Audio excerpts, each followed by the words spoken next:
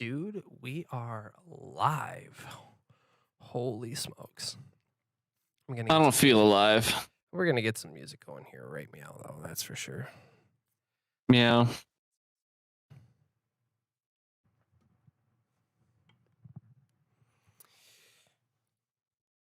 I'm gonna go grab my energy drink. I'll be right back.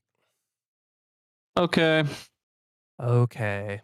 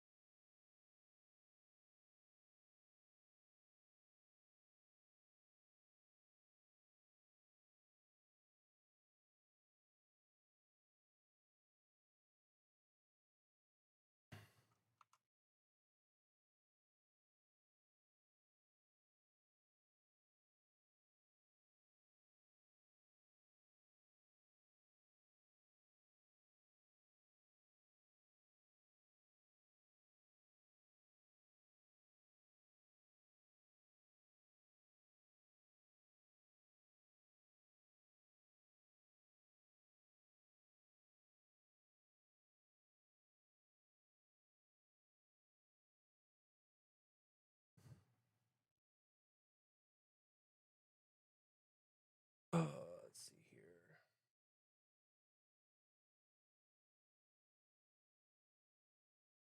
I knew.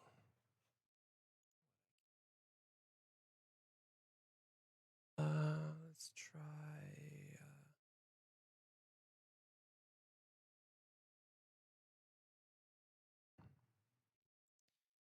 Garlic, how was your week this week, man? My week was good, man. How was yours? Other than the shenanigans that went down on Thursday, I thought it was a pretty decent week. What were the shenanigans, Walters? Please tell us. I got a new interface device for my microphone. It's an upgraded one, which is nice. But I could not get all of my virtual audio cables to interact nicely with it. Like it'd just be just a ton of crackling and everything. Just I hated it. Not good, not good whatsoever. So I thought I fixed it that night. Turns out I didn't exactly do it, but I was up late last night making sure I had all my stuff set for the podcast. And I found out that it was my USB port the whole time.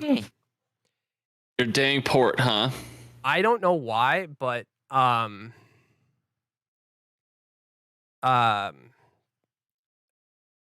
Focusrite doesn't like my USB 3.0 port. It likes the USB 2.0 port. So I don't know. That was something. So uh,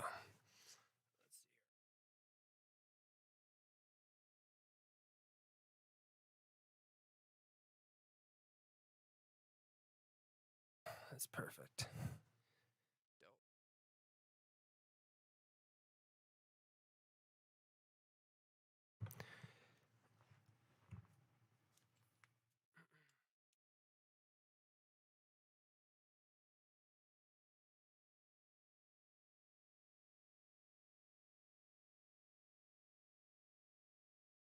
Hey, how about that Taysom Hill on Thursday, huh? I did not watch Thursday Night Football, but it did not sound good. Well, he was good for fantasy, but he looked awful. He's just not the guy, you know? Some people just aren't the guys.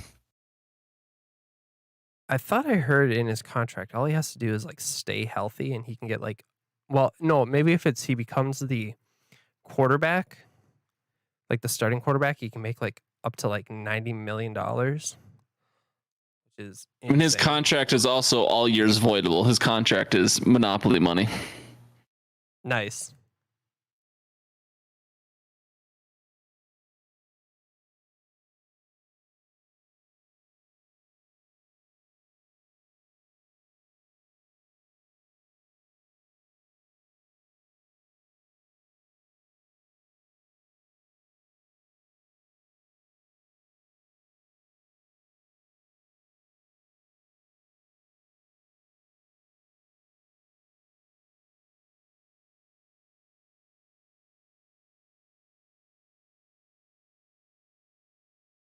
Boom, let's go. Hell yeah.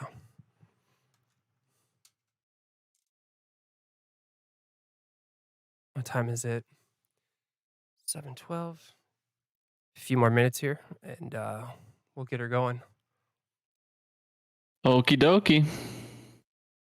Oh, Josh.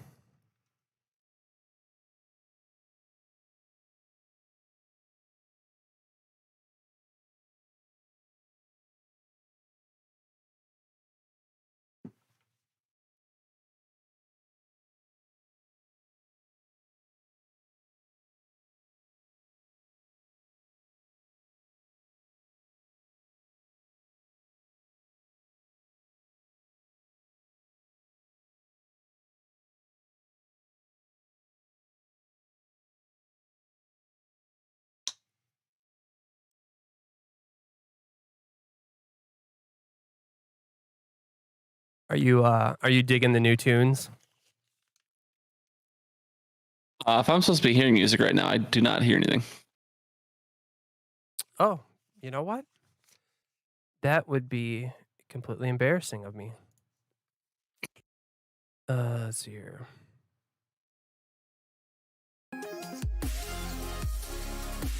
There. Whoa. The Chipmunk in a dance club? Oh yeah, let's go. Well, the first few minutes of the stream will be absolutely boring since there was no music on it. That's my fault. That's a setting that I did not save from last night. It's now saved. We are going to go with that. Oh, yeah.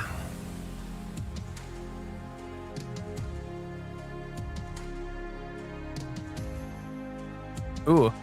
Do you want to see something sweet? Sure. Well, if you can see it on the stream, you won't, obviously not in Discord, but look at that bad boy, huh? Ooh. Wow. Heck yeah, brother. It's my master control board for the podcast and everything. Wow. So check it out. So I can just turn this little fancy knob here and whoa, it's party time. Never seen anything like that, Walters. That's incredible. Well, I'll tell you what. It's going to bring the pod to the next level. I'm sure with something like that, you have to like send them a picture of you fully erect, right? Just so they know you're big enough to have something like that. Absolutely. All right. Makes sense. Yeah, totally makes sense. Okay. All right. So I just want to make sure I got all that set. That's set. I'm going to be muting you, and we are going to be starting this bad boy here pretty quick. Yes, Dad.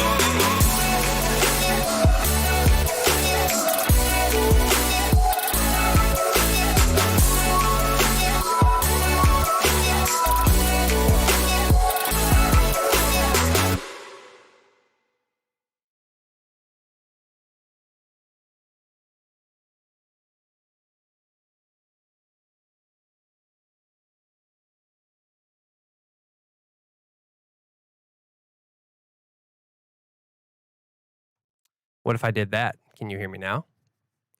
Okay, sick. All right. So that was a big whoops, but that's all right. I'm just going to start that over. So welcome in everybody. It is Saturday. It is about 10:30 a.m. Central Standard Time, the best time zone, the correct time zone for everybody who out there is listening. We are the Victorious POD. We are a fantasy football podcast and live stream. This is episode number 68 overall and number 15 on the season. And as always, I am joined here with a buddy. It is not Jack, but it is my good friend, arch nemesis, and rival, Garlic Johnson. Garlic, how's it going, buddy? Oh, I'm doing just great, Walters. How are you, pal? I'm doing just fine. I had a few technical difficulties on Thursday. I got a new interface that is going to make what I can do in my small studio it's going to make it be a lot more, but it presented a few problems that I had to figure it out. And it all came down to a stupid USB port. But I'm glad I got it fixed. We are up and running, and here we go. Just a couple of announcements that I'd like to get into real quick. Please join the Discord. You can find the Discord in our link below in the description. Also, if you have donated, I appreciate all of your donations, and I thank you for that. If you'd like to donate, you can donate to us at www.streamlabs.com/thevictoriouspod. If you want to check out all of our socials, you can check out them in the link below. And I would also like to thank Levi Oki for creating all this beautiful artwork that you see. If you'd like to view more of his artwork, you can go to Instagram and search at Levi Oki. That is at Levi Oki on Instagram. Garlic, I'm going to ask you, do you have any announcements that you would like to throw out this morning before we get into it? Yeah, I mean, I'd love to shout out at Levi Oki Illustration on Instagram. That's who I would check out if I were looking for Levi Oki. It would be at Levi Oki Illustration on Instagram. I would also like to shout out Carrie's Cheesecakery on Facebook because she makes great cheesecakes. She operates out of Cambridge. Hit her up if you want a cheesecake. And then I'd like to shout out Mr. Ryan Walters, who actually, I think for maybe the first or second week, actually correctly called it Central Standard Time. We were actually in Central Daylight Time until November. So yeah, when the hours changed, we were actually in Central Daylight Time over the summer. So August, September, October, that was Central Daylight Time. We are now Central Standard Time, just so you know. Perfect. Okay. First off, they should just get rid of daylight savings time. Just to be fair, march forward an hour and then leave it. That's all you need.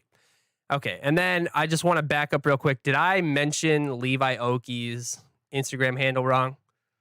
Did I? Yeah. I think you just said at Levi Oki. I don't remember you saying illustration. Okay. I also don't listen to you when you talk, so that could be a problem. Well, I don't listen to myself when I talk, so that's a problem as well. So yeah, I just want to make sure everybody got that. It's at Levi Oki Illustration on Instagram. So I just want to make sure I got that all cleared up. All right. With all of that, we are going to be moving into our NFL topics segment. Not Jack. God darn it. I knew I was going to do that at least once. I'm sorry.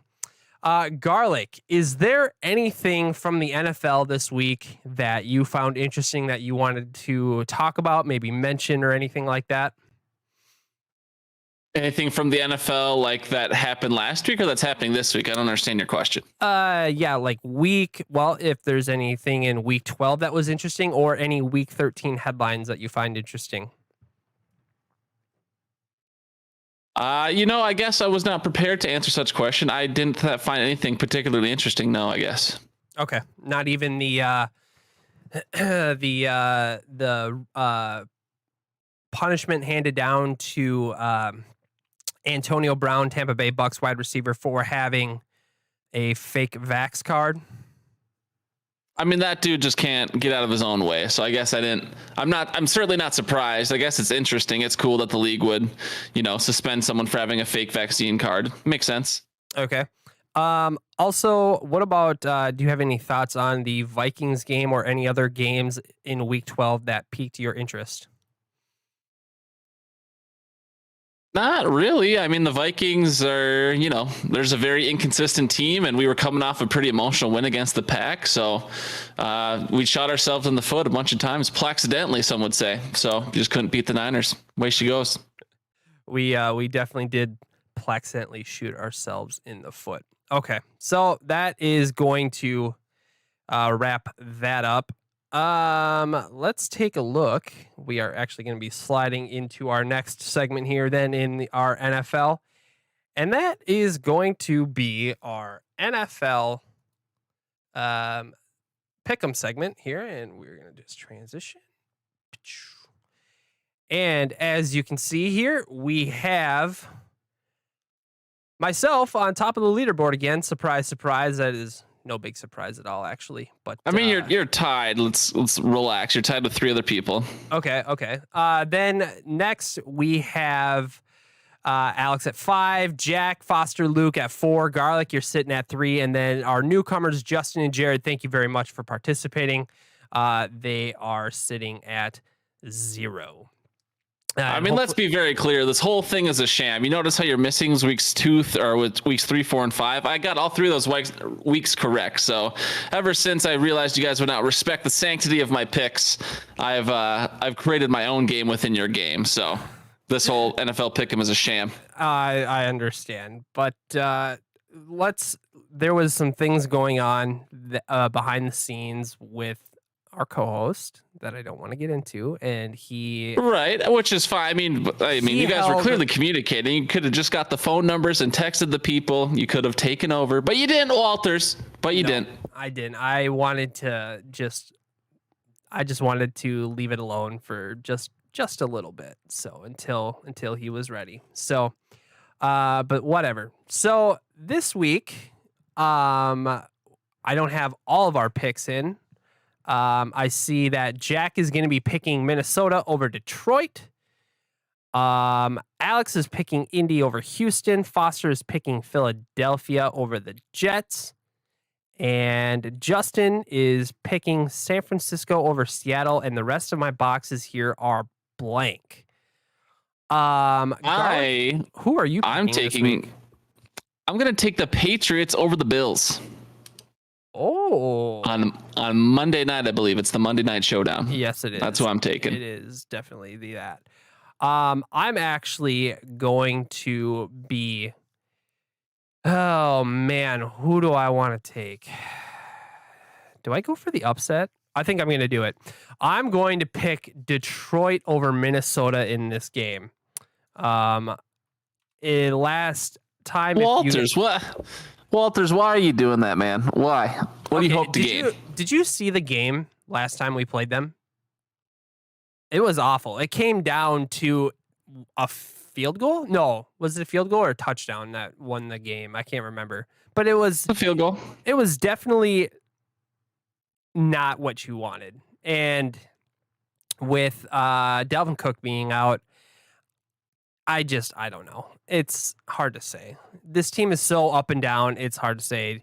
Did Detroit last week or was it 2 weeks ago? Did they finally not lose, but they didn't win? So, I mean, I think it was like 3 weeks ago at this point. They tied the Steelers. Okay. Yeah. Yeah. Okay. So, but Jared Goff's going to get off the schneid and yeah. So that's... Walters, you're big braiding yourself a little too close to the sun right now, pal, and you're gonna burn your brain. But if that's what you want to do, you go for it. Okay, will do. All right. We are gonna be rolling into our next segment here, which should be our it is, what did I call this? Oh yeah, it's swimming upstream. Swimming upstream. Yes, it is. And Jack, that means we are in our fantasy spotlight segment of our podcast, and our fantasy spotlight segment is always a special one. Well, it's now going to be a special one because we are going to be introducing our personal sponsors for the week. I am drinking a Rockstar Punched. It is the Halo Infinite Edition can. I'm going to pop this bad boy, and then I'll have a code on there for some sweet double XP and some other stuff. And so I'm just going to crack this. Oof, that sounds great. I'm not usually a Rockstar guy, but that is pretty decent. Are you munching or drinking on anything this morning, Josh? No! Garlic. Damn it. Man of many names. I've got a little classic Arnie Palmer here. So, it's a... Ooh, there we go. You can see the little steam coming out of there. Nice. Delicious. All right. So we have our swimming upstream segment here. And let's take a look here. I just want to pull up my picture here real quick. I should have had all this ready to go, but I didn't. Our week 12 results. Our week 12 results were this. Our top 5 quarterbacks on week 12 were Josh Allen, Aaron Rodgers, Dak Prescott, Matt Stafford, and Mac Jones. Our week 12 free agent top 12 quarterbacks were Trevor Lawrence, Teddy Bridgewater, Andy Dalton, Tua, and Jared Goff. Our season-long top 12 quarterbacks are Josh Allen, Jalen Hurts, Justin Herbert, Tom Brady, and Patrick Mahomes. Last week, we picked Taylor Heineke. He did not great. He got us 11.22 points, and that was good enough to be quarterback 21 on the week, which means right now we are sitting at 199.54 points, which is good enough to be streaming quarterback 12, and we have dropped 2 positions from last week. Garlic, since you are here, I am going to give you the celebrity shot, and you can see that in our league of record, the Victoria's Secret, the quarterbacks that are available on our waiver wire at the time that I made this were Taylor Heineke, Tua, Ben Roethlisberger, Teddy Bridgewater, Justin Fields, Zach Wilson, Matt Ryan, Trevor Lawrence, and Mike Glennon. I'm not sure if Mike Glennon's still starting or not, but if you were to pick one of those quarterbacks, who would you want to stream this week? Oh, man, that can be a little tough. That can be a little tricky. I'm thinking about it pretty hard. Do I want to just sabotage your guys' bit and make your streaming look less valuable by picking a bad player? Do I want to actually pick who I think is going to do the best? There's a lot of internal conflict going through my mind right now. Tua seems like he should be the obvious favorite pick, but actually, this guy's going to be playing a pretty bad defense at a team that has seemingly got their offense back together. I think Teddy Bridgewater is going to surprise a lot of people this week. And so if he's available on the old waiver wire, I say play Teddy against KC and watch him put up a good 20. Okay. All right. I will mark that down in the show notes. Right meow. That we are starting Teddy Bridgewater. So Teddy Bridgewater is going right in there. All right, so this is week 13. This is our final week that we're doing it. Some people might ask, Walters, why? Why are you only doing 13 weeks? The reason we're doing 13 weeks is that every quarterback up to this point, including next week, is going to have at least one bye. So to be fair, we are picking the first 13 weeks of streamers. And then when week 14 rolls around, we will compare where we sit at the end of the regular season. And we can show you how we finished as a streaming quarterback this year. We've had some really great weeks and we've had some really terrible weeks. But go ahead, Gar. I was going to say, there are week 14 buys in the NFL, right? Yeah, I do. Yep, that's right. So that at the end of week 14. So that'd be at the end of next week. Correct. But we're not going to be our bye week is going to be next week, essentially. So week 14 is the Victorious POD's streaming bye week. I see. I understand now. Okay. All right. With all of that, whoops, I don't. Yeah, that's what I want. Okay. Perfect. With all of that wrapped up, we are going to be sliding into our next segment here, which is going to be the Streamer Showdown Challenge. And last week, Jack whooped my ass once again. It was not pretty. I'm just writing a segment time down here quick. Jack beat me. Let's see here. He was able to beat me 67.78 to my 56.6. So not as bad as a beating as week one, but still not what I wanted to see. Currently, so far in the last couple of weeks, Jack has scored a total of 141.9 points to my 112.78. I had a lot better showing than last week, but like all my players scored points, but I still ended up with the same amount, like literally the same amount of points as I did in week 11. Moving on to this week between Jack and I. Jack has made a last-minute roster change, but we'll get into that in just a minute. We both picked Carson Wentz. We both picked Tevin Coleman. We both picked Van Jefferson. We both picked Zach Ertz, and we both picked Rashad Bateman. Surprise, surprise! All of these players here are, they're on the same roster. There is a little bit of waffling, or not waffling, but there's a little bit of difference between our teams.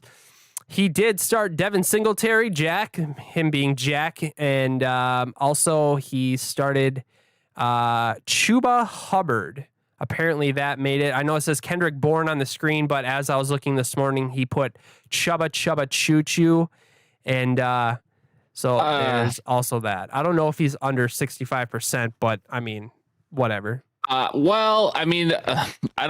really probably shouldn't advocate for Jack in this moment, but I would like to let you know that the Panthers are on a bye this week. They are on a bye this week. So Jack, you know what? You are going to be keeping your Kendrick Bourne pick because of that reason, because I was going to put Chuba Hubbard in as well, but Chuba is definitely on a bye. So thank you, Garlic Johnson for pointing that out. More importantly, Garlic, you said you wanted to participate with this, and so I put in your stuff as well. Your percentages that you gave me were a little more updated, but just to make things easier, I just copied. If we had the same players, I just copied what I input at the time. So, do you want to go over your roster of players? Sure. I mean, I wish having gone back, I probably would have picked a different quarterback than Carson Wentz if I knew both you and Jack took him, but it's too late now. I got Carson, only 52.6% owned. I feel like the Indy is one of those teams that wants to kind of beat up on the Texans if they can, so they run up the score. I got Matt Barida. He's only owned in 19.3% of leagues for some reason, but he did great. I shouldn't say he did great. He was a very serviceable running back last week for the Bills. They made Zach Moss a healthy scratch. And I think Barida, if they're just going to continue to ride the hot hand, Barida will continue to get those looks. They're playing New England, obviously, but I think this is going to be a low-scoring game. I think people are going to try and control the time of possession, so I like Matt Barida. I also picked Wendell Smallwood, 0.1% roster percentage. He's still listed as a free agent on ESPN for some reason, but he is in fact a running back for the Washington football team.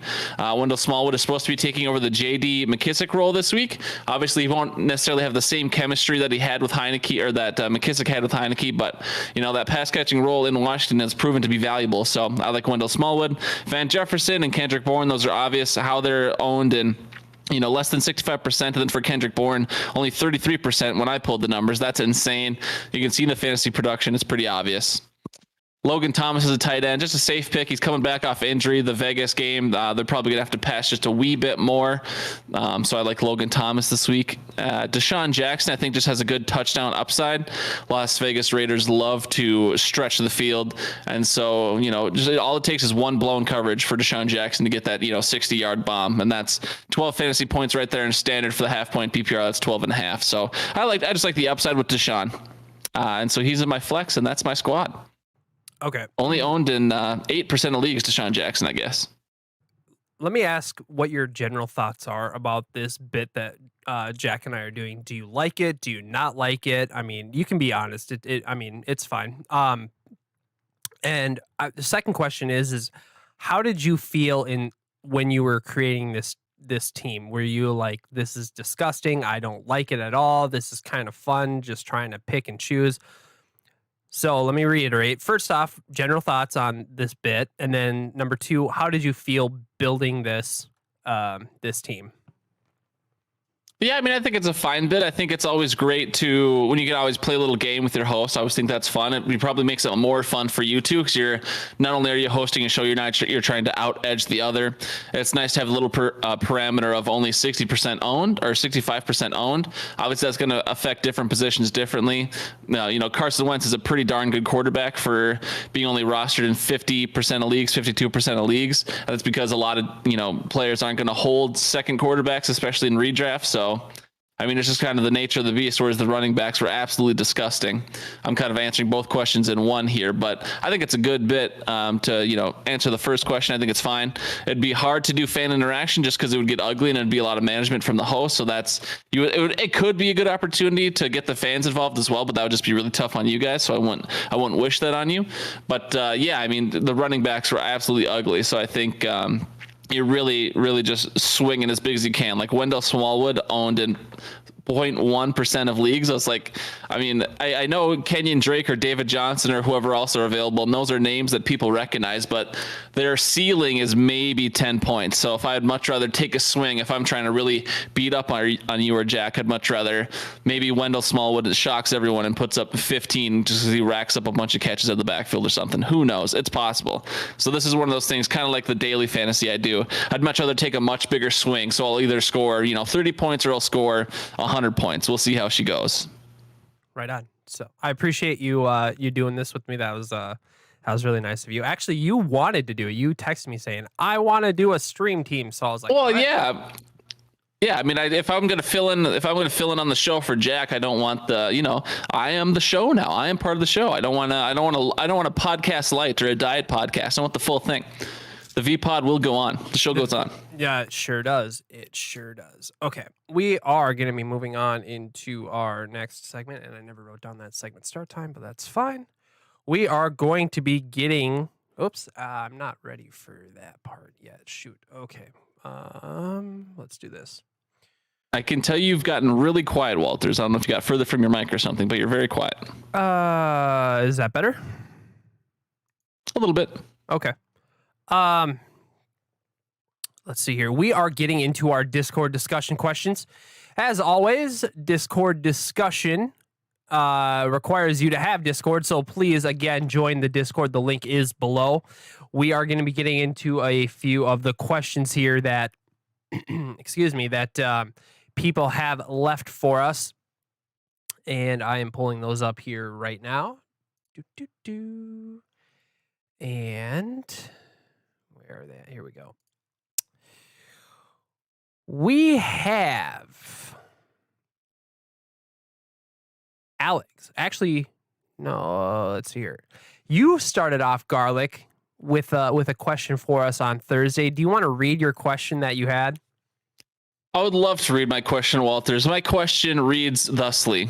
Just because you had put out the notice, you were like, it's Thursday, you know what that means? It's time for the V-Pod. So the question I asked was, does Thursday really mean it's a V-Pod day? How many streams have actually been on Thursday? Let's see some data. And as we broadcast to you on Saturday, my question remains. Okay. Yes, that is for sure a thing. And you are you are definitely right. We have had some inconsistencies when it comes to streaming on Thursdays. Just different things have popped up. You know, real life has happened. We've had technical difficulties. We've had holidays. But, you know, we do try and stay on schedule. We were going to be on schedule this week until my technical difficulties. You wanted to see some data, and I have no problem showing you some data. And so we're just going to transition here back to a different screen. Excuse me. I did this on Thursday after you asked your question. So episode number 15 at the bottom there is not correct, and I didn't go back and edit it because I just didn't have the time to do it this morning.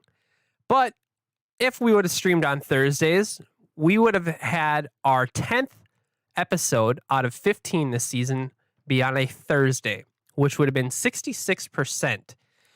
What percentage would you say that we have to hit for Thursdays to officially be V-Pod Day?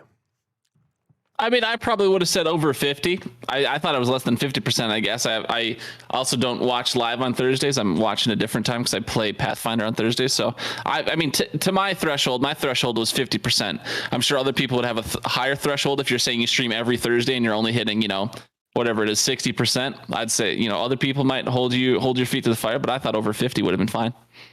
Yeah. I mean, I thought 50 might have been a little bit generous. So I was going to actually set like the threshold to be like 60%. And I was very happy to see that I was at 66 at the time of doing this. But obviously that was all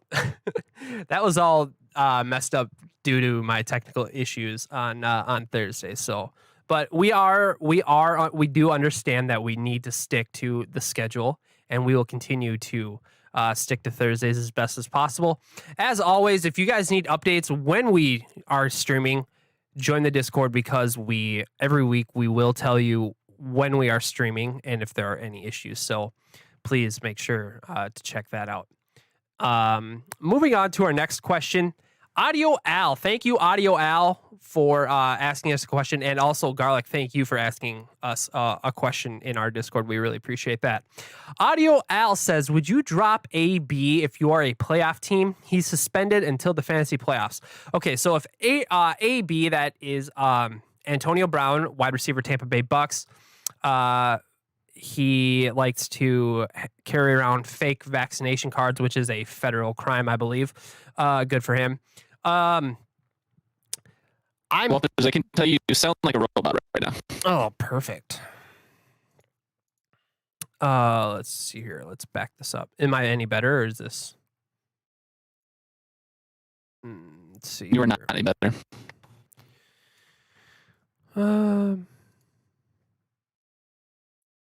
What about that? Might need to give your audio engine the old, turn it off and turn it back on again.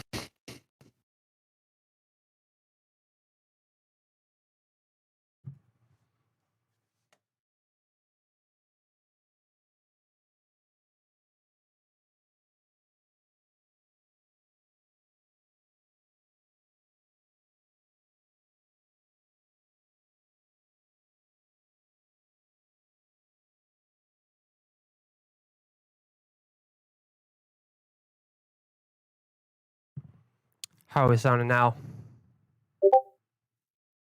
What's that? How are we sounding now? Am I like a robot? A little bit, yeah. Okay, I'm actually going to just restart my whole program. Okay.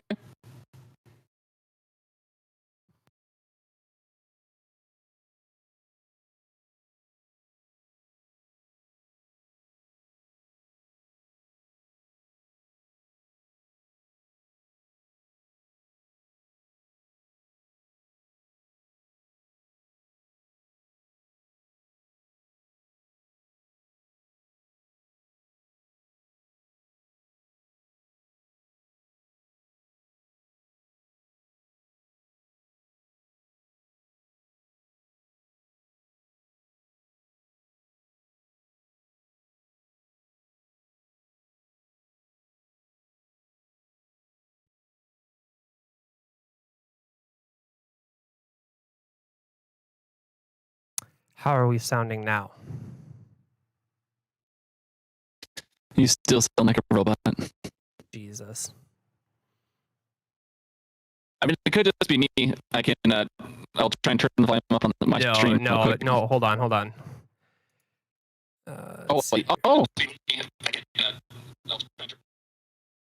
Okay. Well, apparently I sound like a robot according to the stream, so it could all be me, man. Give me 1 sec.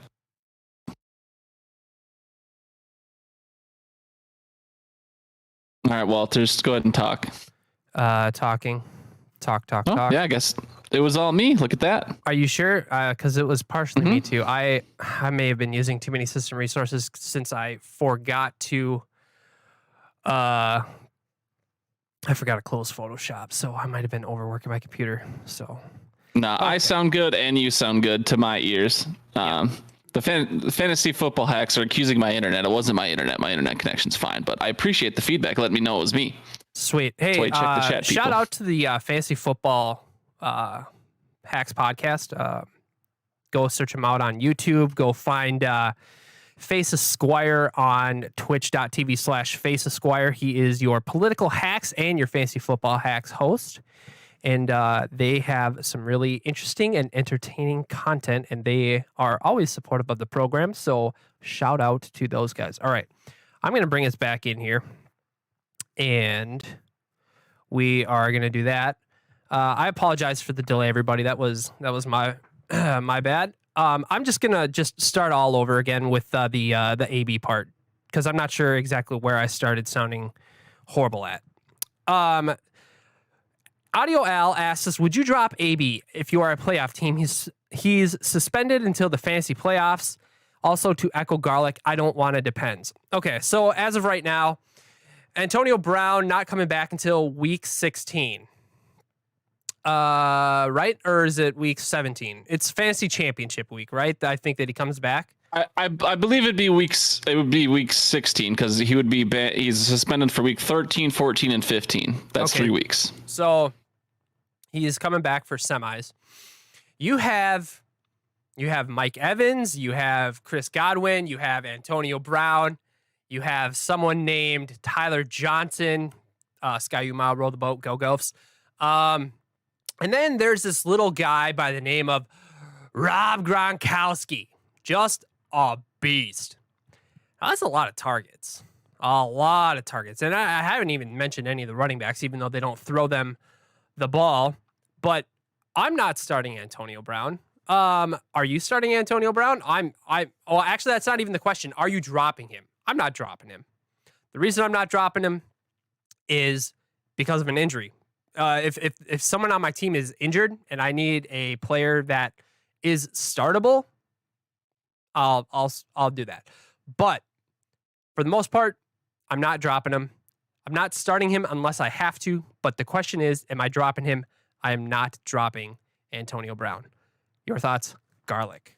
Yeah, I mean, I'm not dropping him either. I'd put in a waiver. I saw he was available in one of my leagues, and I put in a waiver claim for him Tuesday night. Didn't get him because I'm in like 4th place in that league. So we go reverse priority. It's not fab, so I did not get him. But then after the suspension news happened, it looks like he was dropped again. And then as I was looking to make my stream showdown team this morning, I saw he was available. I scooped him up right away. So I am a playoff bound team in this league, and I mean, yeah, even if he comes back week 16, he'd probably play in my flex. I've got Debo, and I've got I have Debo and I have Terry McLaurin. So those would be my 2 starters. But otherwise, my flex would be either Pat Freiermuth or Emmanuel Sanders or something like that.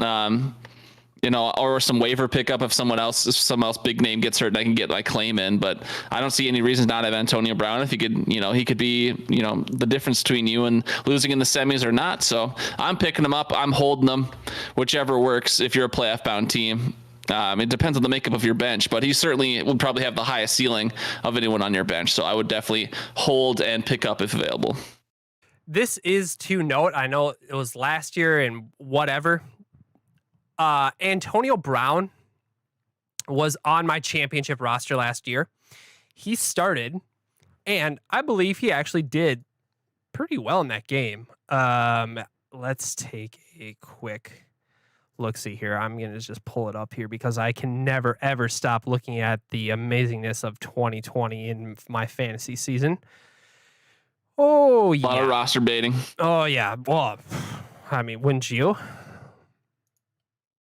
Maybe not this hard. I'd need more lotion, I think, at this point. Well, there's that. Okay.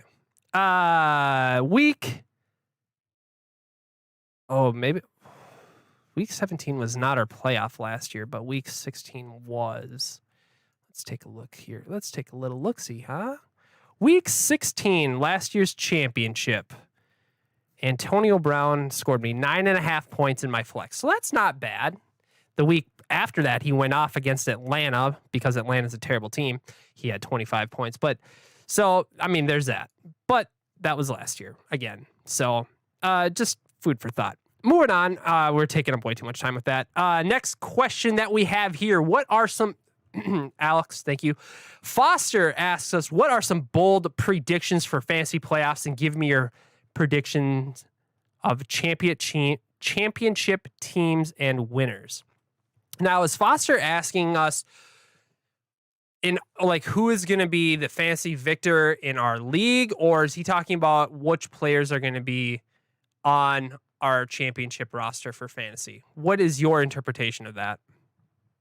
I mean, to me, since I'm not in your league, I would interpret it more general. And he's just saying, predictions of championship teams, that would probably be, your league. But then winners, that would be players that, won you. They just put up big performances in the playoffs, whether they had a great matchup or they've just been studs all year. So, I mean, I'm sure since he's in the Victorious POD, he wants to know who you think's going to win. And he wants it to be bold. But I'm sure he's also curious what players are going to make the difference in that effort. Okay, first question I have for you. If I predict myself to be the championship winner, is that a bold statement? I mean, what place are you in? Like, are you handedly in first? Because then, no, obviously not. But if you're like a fringe, wild card team and you're going to take the 6th and final spot, you're going to have to claw your way, then yeah, I would say that's more bold. But if you already have the first week bye locked in, I would not say that's very bold. I wouldn't say I have it locked in, but there is zero chance of me falling below 5th place. So. Sure, I would say that's less than bold, but yeah, I mean, if you could fall to 5th, I mean, there's a little bit of spice to it, I guess. The fall to 5th, and we'll get into it, is a very, very, very tiny percentage. Okay. So my bold statement, since Garlic is not in this league, I'll just say that since I am the points leader in our league, I'm going to predict that I will be the fantasy champion for the 2nd year in a row, first time ever in the Victorious Secret Fantasy Football League. But I also think Foster actually is a team that I'm extremely scared of. I was extremely scared of Tyler until Derrick Henry went down for the year, and Lamar Jackson's been kind of waffling these last few weeks. But that's, my quarterback's doing the same thing. So, but then there's Ben. Ben has some players on his team that if they all have the right week, he will just crush everybody. And we'll get into his team makeup here in just a little bit. But my predictions are those 3 players. I think they have the best shot to win it all. And that is my thought. What are some players, Garlic, that you feel could be a championship winner for you this year? I mean, in a very literal sense, a championship winner. I think right now the current reports are the Titans are optimistic that Derrick Henry actually comes back week 17. So if you are somehow able to manage your way into the championship while still holding Derrick Henry, I think Derrick Henry could definitely have the potential to win you your championship if you're to make it there. So I don't know how bold that is, because obviously Derrick Henry is averaging like 24 points a game this season or whatever. But, obviously you have to make it into the championship with Derrick Henry. So I think that's a little more bold, just because it's, probably unlikely, because you're not going to ride him into the championship. But I think he will make a difference. You're in the Champions League. You saw I spent the rest of my fab on Chuba Hubbard. Part of that was because I was very desperate for another running back because I lost Chris Carson and Derrick Henry. But also I do think that Chuba is going to make a difference. A lot of people are not buying into him going into the bye, but I think the people who are smart enough to pick him up, understanding that he's going to be that lead back for Carolina these last couple weeks, into the playoffs. I think that Chuba Hubbard's going to definitely make a difference. He's going to make some noise. So the people who were able to scoop him up will be very happy. And then, Brandon Cooks has just been pretty solid. He hasn't been the best. I think he's wide receiver. I don't even know off the top of my head, but he's been okay. And for some reason, I just have my truthiness, my gut tells me he have a couple more big games before the year's over. So those are a couple of the smaller names I like, Chuba and Brandon. And then I think Derrick Henry could actually win someone a championship game should they get lucky enough to get there. So I'm going to break this down into two categories. You have your drafted players, and I think the player that you drafted that is going to help you the most, if he is on your team, which you were expecting him to have a good year, but not the year that he has been having, and that is a running back by the name of Jonathan Taylor. He was drafted, let me pull it up here. He was drafted by Ben, and he was drafted 8th overall in the first round of our league. And he is by far the number one running back in our league, and he is 3rd overall in fantasy points. Only 11 points. He is 11 points behind Josh Allen, the number 1 overall fantasy player in the Victoria's Secret Fantasy Football League. So I think if you drafted him, he is going to be a player that is going to absolutely help you win a championship. Now, let's talk about players that you've drafted.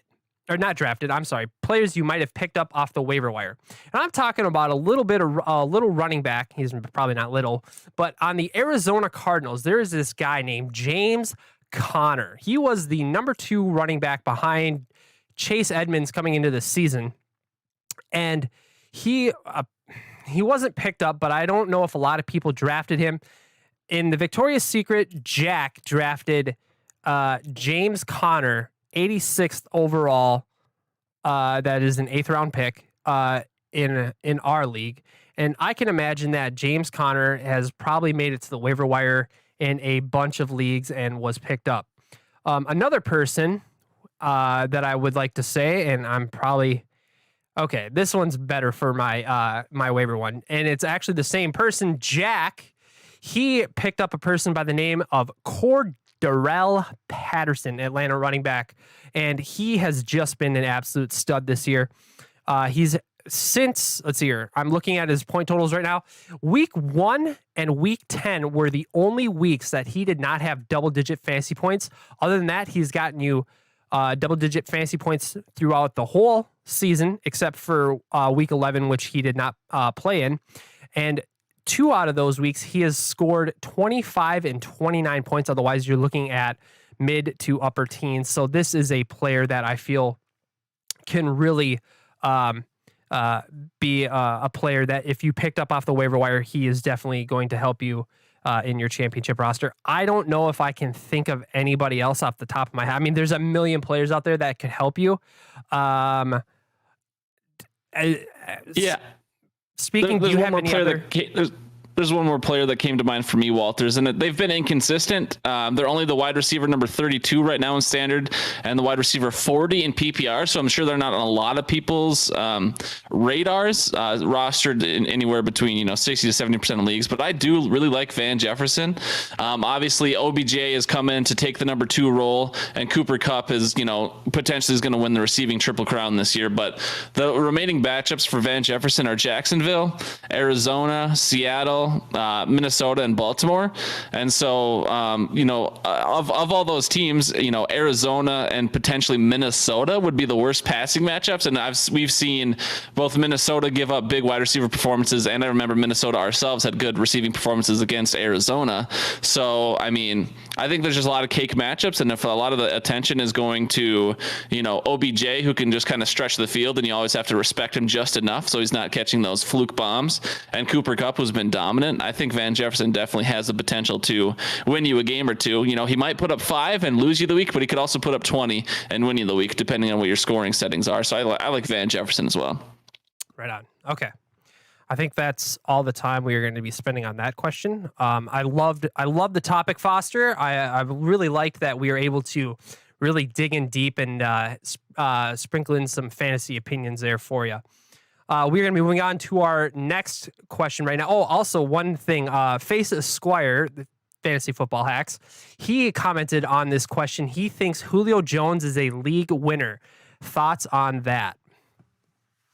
I would prefer you to share your thoughts first, because I don't want to answer every question first. Really we're equal hosts here. I wish I had a buzzer, because I would stop. I would smash the buzzer button. Julio Jones has been a terrible fantasy player this year. He's been hurt all year. I understand that. My confidence in Julio Jones, even when he's healthy, is not great. Even when he's been healthy this year, I don't think he's really done much, if anything. Let me see if I can take it. Yeah, Julio Jones has 1 double-digit point game this year. I'm saying absolutely not. Now, the only way, if he comes back off of IR, which I don't know if he's slated to or not. Yeah. No, well, he's not off IR yet.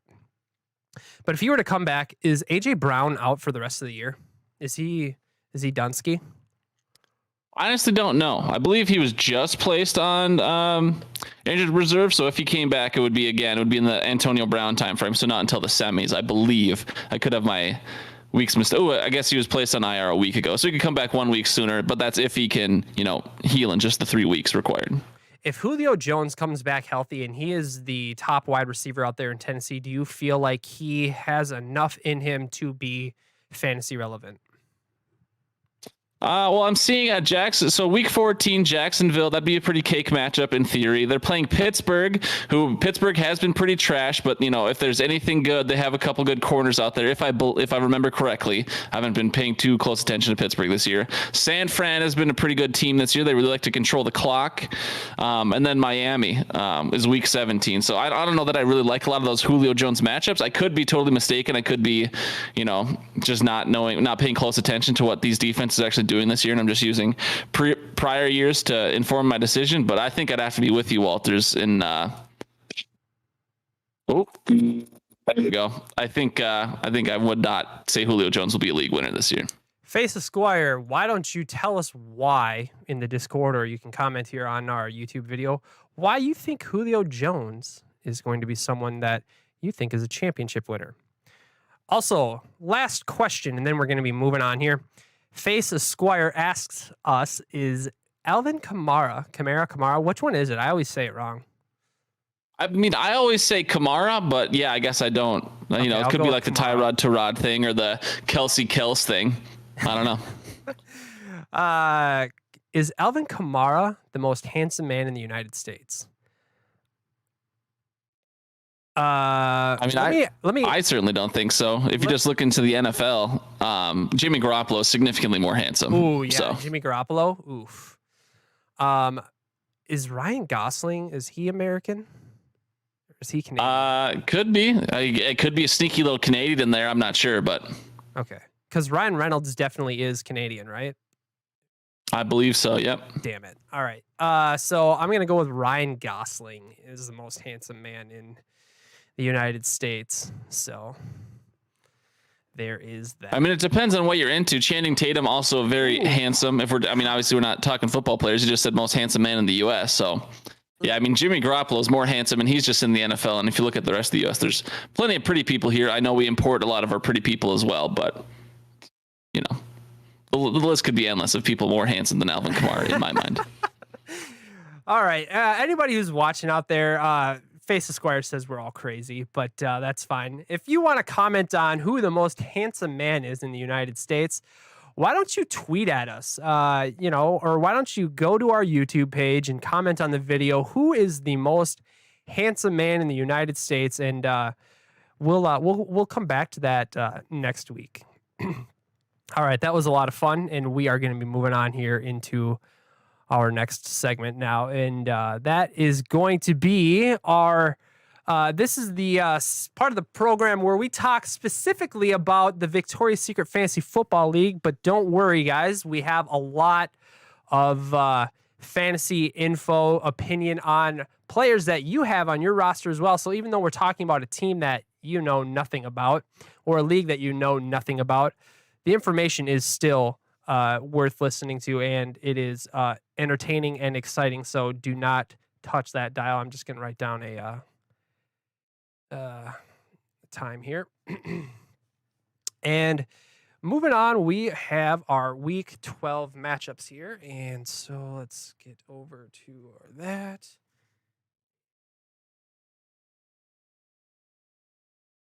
Sorry, guys, just getting my stuff set here. Actually, I have one more thing I want to talk about here real quick that I posted in the Discord. It is a start-sit discussion here that I posted on Discord. In week 13, would you start or sit any of these option sets? Now, what I mean by an option set, it is going to be, I kind of set it up to kind of mimic what a fantasy roster would look like. I have A and B is the quarterback slot. C and D is your RB1 spots. E, F is your RB2. G, H, I, J, K, L. Okay, so we all get that. So, Garlic, would you rather start Carson Wentz versus Houston or Derek Carr versus the Washington football team? I'd probably do Carson Wentz. I've got him on my stream team, might as well. Let's see here. I am getting to this here. Let's take a look at some of the reactions. Give me 1 second here. There we go. I got it. Can I ask you why you set up the poll this way instead of just setting up like 6 or 7 different polls? Because I didn't know if it'd be easier to have one giant poll like that, one massive poll, some might say, or if having multiple smaller polls was better. So let me ask you this. Are you a fan of one massive poll, or are you a fan of multiple small polls? I think I would have been okay with the multiple small polls, but I also would be paying closer attention. I understand how some of the more casual fans wouldn't scroll up far enough. Just like if there were, more polls than would take up their phone screen, they might not scroll up and see the beginning where the new messages started. So I get it, but I personally would have preferred the different polls. Okay. So, we have a feedback section in our Discord. Again, a lot of Discord love here. Let us know what you think. Do you like the massive poll? Do you like the smaller multiple polls? Let us know what your preference is. Okay, so we had Carson Wentz versus Derek Carr. You picked Carson Wentz. I also picked Carson Wentz. And we had 5 other people pick Carson Wentz as well. Jamal Williams versus Minnesota or Damian Harris versus Buffalo? I would definitely slam dunk onto Jamal Williams.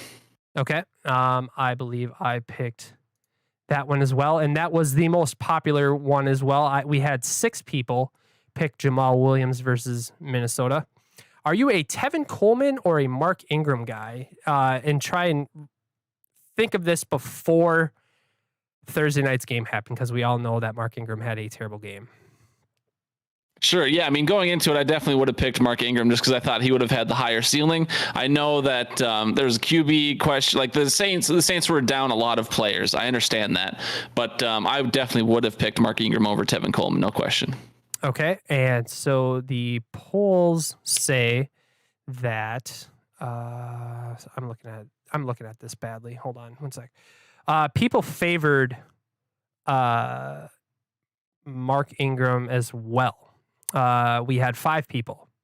How about OBJ versus Jacksonville or Michael Gallup versus New Orleans? Again, take into consideration before the game, and I don't know if OBJ is actually playing this weekend as well. But if he's healthy, who would you have picked between both of those? I mean, I probably would have opted for Michael Gallup just because Amari Cooper was very questionable going into the game. So Cedric Wilson was announced out. So I probably would have gone Michael Gallup. But, I'm not one of these OBJ haters. I know specifically like in our group of friends, it seems like everyone likes to dump on OBJ. I mean, I don't think he's this toxic fantasy thing. I wouldn't mind having him on a roster. I wouldn't mind playing him in the flex if I had to. So I'm not super anti-OBJ, but if you're making me pick between the two, and I didn't watch Thursday Night Football. I don't know how Michael Gallup did. I think he had 1 touchdown, but if he only had 1 touchdown and 1 catch, it could have been just like 6-7 points, but I probably would have gone Michael Gallup. Okay. And then our next wide receiver matchup, T. Higgins versus the Chargers, or would you have played Hollywood Brown versus Pittsburgh? I have loved T. Higgins all year. I know he's been hurt for a while, but I have just been riding the jock of T. Higgins hard since I drafted him in a couple of my leagues this year. So I definitely would. I'm very biased towards T. Higgins for whatever reason. Let's see. I picked T. Higgins as well. I believe he's had a hot month, and I don't know if it's because Jamar Chase hasn't been doing well or if it just is like everybody's now scheming towards Jamar Chase and now it's leaving T. Higgins more open. And our last matchup here, we have the tight end spot. Would you have rather played Dawson Knox this weekend versus New England or Zach Ertz versus Chicago? Again, it's tough for me to not be biased here because I do have plenty of shares of Dawson Knox. I do not like the matchup against New England. I think that the Buffalo New England game is a game that could genuinely end like 6-3, just like a couple field goals. It could be just like a gross defensive low scoring matchup because I think that's certainly what Billy B wants because he knows that Buffalo, if it was a shootout, could definitely outscore him in the end. But Zach Ertz, Chicago, as garbage as they are, their defense still can do a couple things. And Kyler Murray's coming back after many weeks away. So Zach Ertz currently has his chemistry with who the hell is it? Colt McCoy. So, I mean, if you're I would prefer neither of them. But if you're making me pick between the two, I'd go Dawson Knox just because, I don't know, I'm biased. Okay. All right. So the point of this is that I just kind of picked a set of players who I thought were ranked close to each other in tiers. How do you think in the matchup sets that I did, do you think that the tiers of the players were fairly close? Like you kind of had to think about it, or were a lot of these just no-brainers? No, I mean, I think they're closer than not. I mean, maybe the biggest one for me would have been Tevin Coleman and Mark Ingram. I mean, otherwise, I think T. Higgins and Hollywood Brown are pretty comparable. Carson Wentz and Derek Carr, why not? Maybe it's just me. I like Damian Harris a lot this week, just because I do think that Billy B, his game plan and his team, they don't have a specific scheme. They game plan to their opponent and how they want to win. So I think, we could see an old school LeGarrette Blount type showdown where, Billy B just feeds Damian Harris 25 carries, just praying to never give the ball to Buffalo. So I actually do like Damian Harris this week if the game could go that way. But I mean, I think they're pretty fair in my mind. Pretty close. Cool. So this is something that I wanted to do just to try and get the community more engaged. I'm going to try and keep doing this. And if people have start-sit stuff that they want to talk about, this is the place to do it. So absolutely, let's get this channel going, and we're gonna have some fun doing these types of matchups. So I appreciate that. Okay. Next, we are now finally moving on to our matchup recaps. I apologize. Let's see if I can get my right slide up. Of course, my slides are not in the right order, which is stupid, but it's the way the cookie crumbles sometimes. So looking at it, we are an hour and 10 minutes into our stream, and we are moving into matchup recaps. So let's go. All right. Week 12 matchup recaps. Last week I played Josh. Actually, no, I didn't play Josh. It was the top 6, bottom 6 type of scoring. And let's see here. Who got the W? I should have done this. Let's hear. Oh, here we go. Foster, Ryan, Jack, Katie, and Josh and Ben. Josh and Ben were tied exactly. And those were your top 6. So they all got a win. Everybody else got an L. So that includes me. I got an L. Jack, I wonder if who is the top fantasy point leader?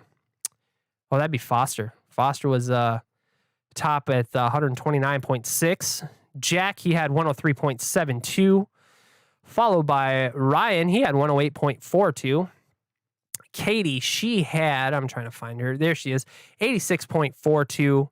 And then Josh had 85.98 and Ben had 85.98. So those were your top 6. Tyler, so sorry, Tyler. He came in 7th and he scored, I see it here, 85.7. So he missed it by just more than a quarter of a point. So sorry, Tyler. We are going to be moving on to our next slide here, which then will be the standings. And I got to shuffle through a couple of them. Our standings look like this. We have myself and Ben. We are tied for first place. We have 100% playoff percentage chances. So we are in the playoffs. We are sitting at 8-4. Next is Foster and Tyler sitting at 7-5. Foster is a lock for the playoffs and Tyler's sitting at 95%. Jordan is sitting in 5th place. He is also 7-5. He has a 91% chance to make the playoffs. Then we have the next 2 people sitting at 6 and 7. That is Jay and Katie sitting at 6 and 6. Jay has Oops, I'm sorry. Go ahead. I want to take just 1 second and really appreciate the team name Grocery Store Joe. That's a reference to The Bachelor and Bachelor in Paradise. If no one's seen that before, but a great team name. How about this? Let me throw this at you. Would you say that Jay's team should be Grocery Store Jay instead of Grocery Store Joe? I just think that would be better. I mean, I would assume he has a player named Joe on his team, like Joe Mixon or any of the other Joes. I would assume that's what they went with. Yeah, he has Joe Burrow. So, well, then I think it makes more sense to be Grocery Store Joe. Fine, whatever. Okay. Anyways, they are both both Jay and Katie are sitting at 6 and 6. Jay has a 69% playoff percentage chance, and Katie is sitting at 19. Going down further, we have Josh and Ryan and Alex sitting all at 5 and 7. Then we have Jack and Cassie at 4 and 8, and Cassie currently is in position to do the combine drills. Looking here, Tyler was nice enough to post final standing percentages.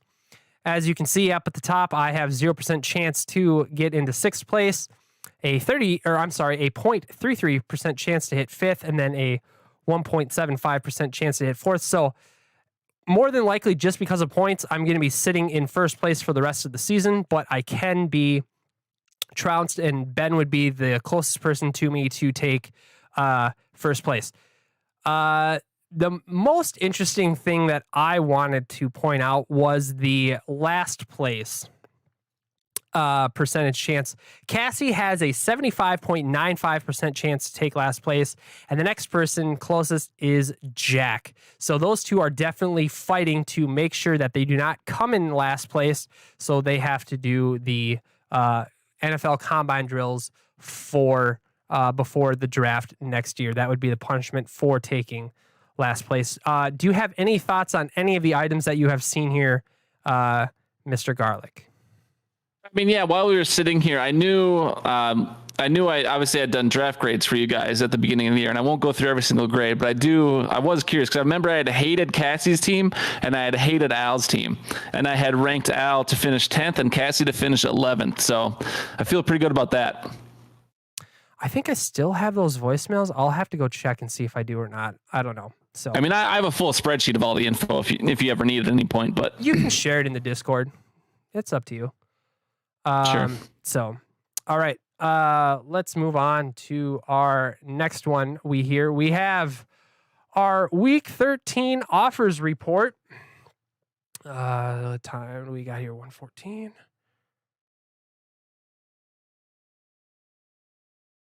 Okay. At the top of our offers report this week, Ryan spent $30 on Deonta Foreman. Thoughts on $30 going to Deonta Foreman by Ryan, who also dropped Uzomah. I don't know why you dropped Uzomah. Isn't he fantasy gold right now? Uzomah has not been relevant for a while. He's had a couple good weeks. That was it. Which is the case for most tight ends this year, I'll admit. But Uzomah has certainly not seen a good week in a while. And Foreman, I'm fine with it. $30 might be a bit rich just going into a buy, but it's kind of the same thing. Like obviously you'll talk about Chuba Hubbard in a sec. Going into a buy, he spent $24 on, so I'm okay with it. I mean, if Deonta Foreman's going to be that lead back, that bell cow that Tennessee desperately wants, I'm fine with it. You guys start with $100, right? So I'm sure a lot of people have gone through their money so far, so I don't think 30 is that bad for a potential lead back with a couple important playoff matchups ahead. Like you just alluded to, I spent $24 on Chuba Hubbard. I'm really surprised that I'm the only one who, actually that's not true. Tyler put $3 on Chuba Hubbard. Do I see anybody else who did? No. There's only 2 bids on Chuba Hubbard. I kind of find that surprising, being that he's going to be a starting running back in the NFL. And when he was playing, I don't think he was that terrible of a player. Let me look up his stats here real quick. What are your thoughts on Chuba Hubbard? I mean, Chuba's been fine. He's certainly no Christian McCaffrey. I know, I spent a lot of time in the Vikings subreddit, and a lot of people seem to think that Alexander Mattison is an equal replacement to Dalvin Cook, which he is in no way. So that's the analogy I use. Chuba Hubbard is in no way an equal replacement to CMC. I don't think anyone would legitimately believe that if they had any sort of, sense in them. But I mean, Chuba's been fine. Chuba's been serviceable, and if he's gonna get kind of that bell cow role versus splitting time with Amir or whoever else, I think Chuba, I think a safe floor for Chuba, especially in a half-point PPR and a full-point PPR, would be 15 points, which, I mean, that sounds like a great running back week. I believe this is a standard scoring league, so maybe more like 10 to 12, but still, I mean, I think the floor is higher for Chuba. Maybe the ceiling isn't quite as high, but it's a higher floor, and if it's your RB2, I think Chuba would be just fine. Those are my rough opinions, but I don't have the historical data in front of me. So the Chuba Hubbard right now on the season, he has had 3 games north of double-digit points in a standard PPR league. So we are talking about the Victorious POD scoring, our home league. I'm sorry, not Victorious POD, Victorious Secret, our league of record. He's had 2 weeks over double-digit points, and then he looks like he's hovering right around the 5, 6, 7, 8 point total. Which, if you're that point range is flex worthy.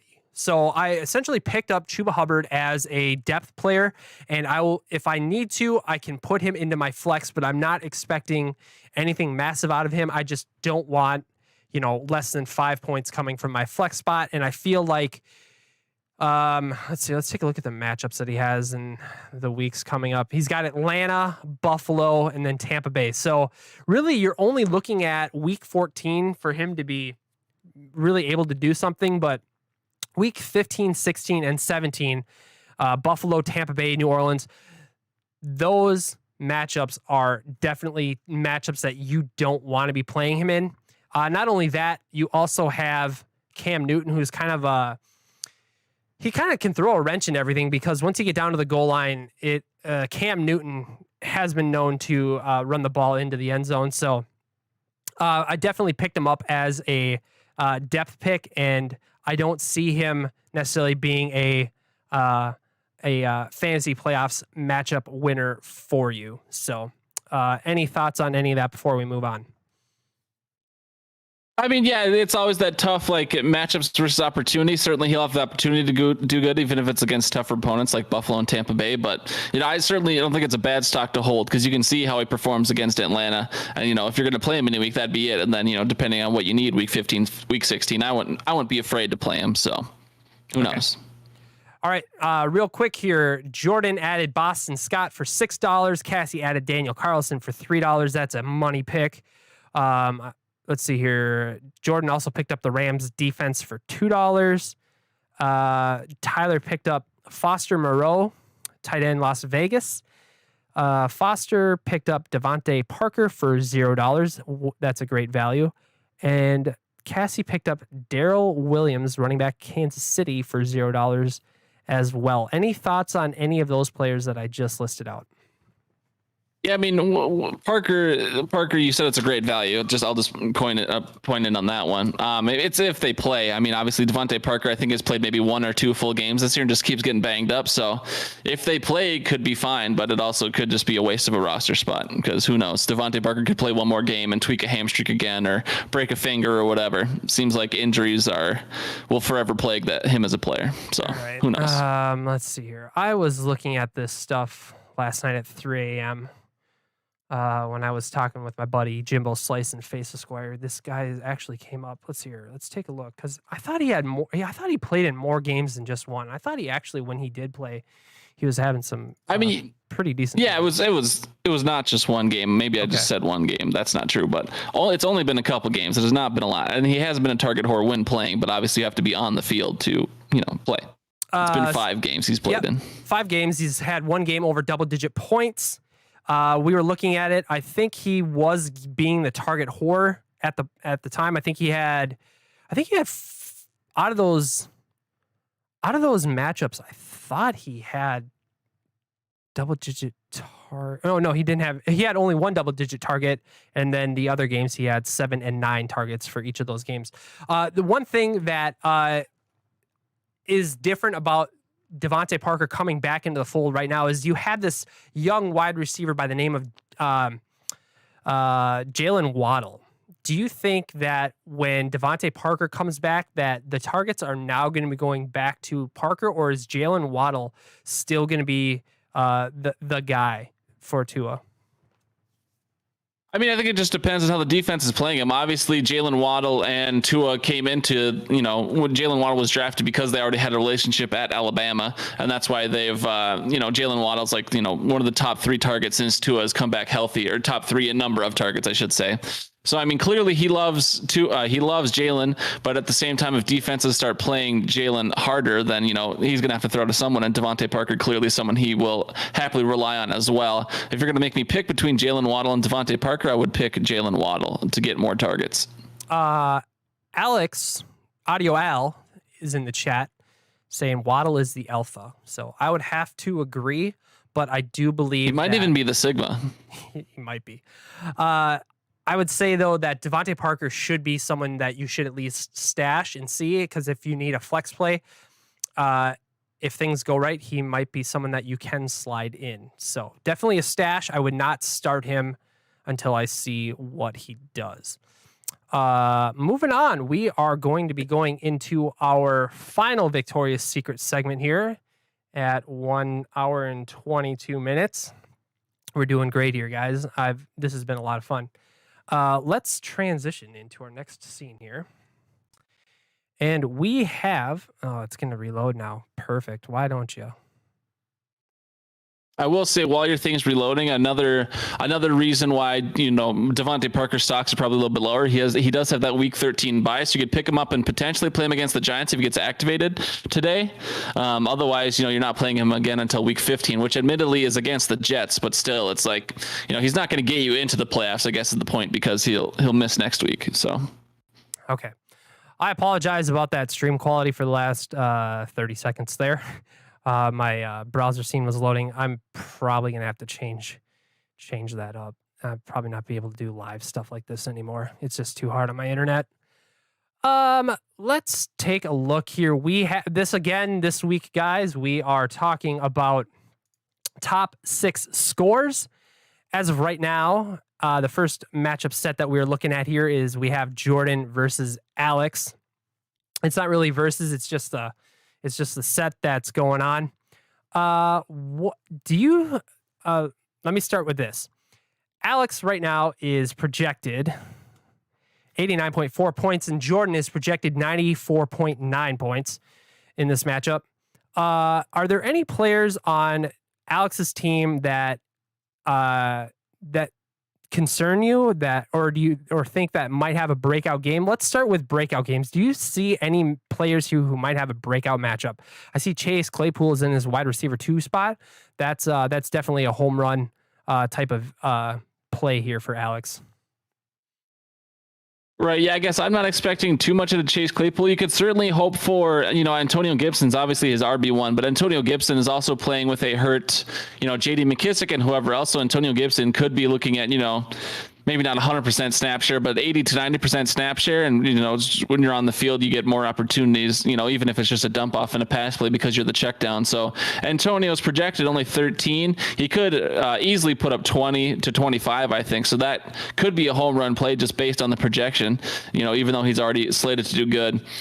Kyle Pitts, if the Falcons are passing every single play and, Matt Ryan has 50 to 60 passing attempts, Kyle Pitts could certainly see a good share of those. I don't like Adam Thielen this week. Obviously the Panthers defense being on a bye, it will not work out for Al, but I don't see Al being a top 6 team based on what I'm seeing right now. But if he was going to be, it would certainly have to be through Antonio Gibson and Kyle Pitts getting, 60% of his points for the week. All right. I'm not a fan of the Kyle Pitts play. Kyle Pitts to me does nothing for me. I don't have any confidence in him. He is athletically gifted. We all know that. We all know how fast he is. He certainly right now, even though he's the number 10 tight end in our league right now, he is a top 12 tight end. I just don't have any confidence in him. He's had 2 games north of 2 games north of double digits, so 2 weeks of double-digit points. And then the rest has been, 6. In the last few weeks, he's had less than 3 points. Looking at the waiver wire here for tight ends, is there anybody else you would rather play than Kyle Pitts? And I'm pulling up some. No, because you can look at you can say his fantasy points are there, which is true. But you also see he's only had 1 game all year with less than 5 targets, and he's usually averaging 6 or more targets. So, the opportunities are there. Maybe it could be that, I'm not watching all the film. It could be that Kyle Pitts is kind of like a Kyle Rudolph and he gets no yak. He just catches the ball and goes down or goes out of bounds immediately. But, just looking at the data, I can see, plenty of targets there. And that to me equates plenty of opportunity. Obviously, you would love to see more touchdown out of Kyle Pitts. He does not appear to be that goal line tight end that you would hope to see. But, unless for whatever reason Pat Freiermuth is available, which he shouldn't be at this point, I can't imagine there would be any better waiver wire tight end than Kyle Pitts. So I would definitely stick with Kyle Pitts myself. Okay. Just to list off a couple here real quick. Hunter Henry. Nope. Evan Ingram. Nope. How about Cole Kmet? No. Last week he saw 11 targets go his way. And I would not. Okay. That's about it. What about Noah Fant or Tyler Conklin? No, thank you. Okay. All right. Moving on to Jordan's team. Jordan right now has 32 points already. Again, he is projected 94.9. Is there anybody on his roster that is interesting to you, or if anybody who's concerning to you at all? I guess to me, and maybe there's data to show me which way I should lean, and I would never look at it. But to me, I see Cooper Kupp playing Jacksonville, and I see Justin Jefferson playing Detroit. Those are always really tough for me when you have like superstar stud caliber players playing against like garbage teams. It's like, okay, is this superstar stud going to do what they should do and absolutely destroy a bad team? Or are these teams going to not run up the score and they're winning by, 21 going into the fourth quarter and they get benched and Justin Jefferson only has a couple catches? So those are always concerning to me, but maybe that's just my own lack of understanding of fantasy football, because I don't sit there and mine all the data. So I would be concerned about that. Obviously, Cooper Kupp and Justin Jefferson are both stud receivers this year, but when they have those matchups against really bad teams, I just never know if they're going to light it up or if they're going to be pretty quiet, because the offense does not run up the score like they are available to. Rex Burkhead, I thought he would have done better last week. He did not. So I don't think Rex Burkhead against Indy is going to be very good. I doubt, Jordan has a better option, but Taysom getting him 20 was obviously nice, but that's right at his projection. I kind of have a hard time seeing Jordan being a top 6 team this week, just because I don't know that Justin Jefferson and Cooper Kupp are going to put up their respective, 12 plus points against those garbage teams. But I would happily be wrong, at least for Justin Jefferson. Okay. On Jordan's bench, his only running back that he could start, because the rest of them are injured. Boston Scott is on his bench. So Boston Scott or Rex Burkhead. Yeah, I think Boston Scott's questionable. So, I mean, maybe if Boston Scott is going into, if he's cleared early and he's going to be an obvious start, then maybe. But I don't know. It's a lose-lose, I think, between those two players. So, okay, we're moving on to our next matchup, which is Tyler versus Katie. Again, it's not really versus; it's just the matchup set.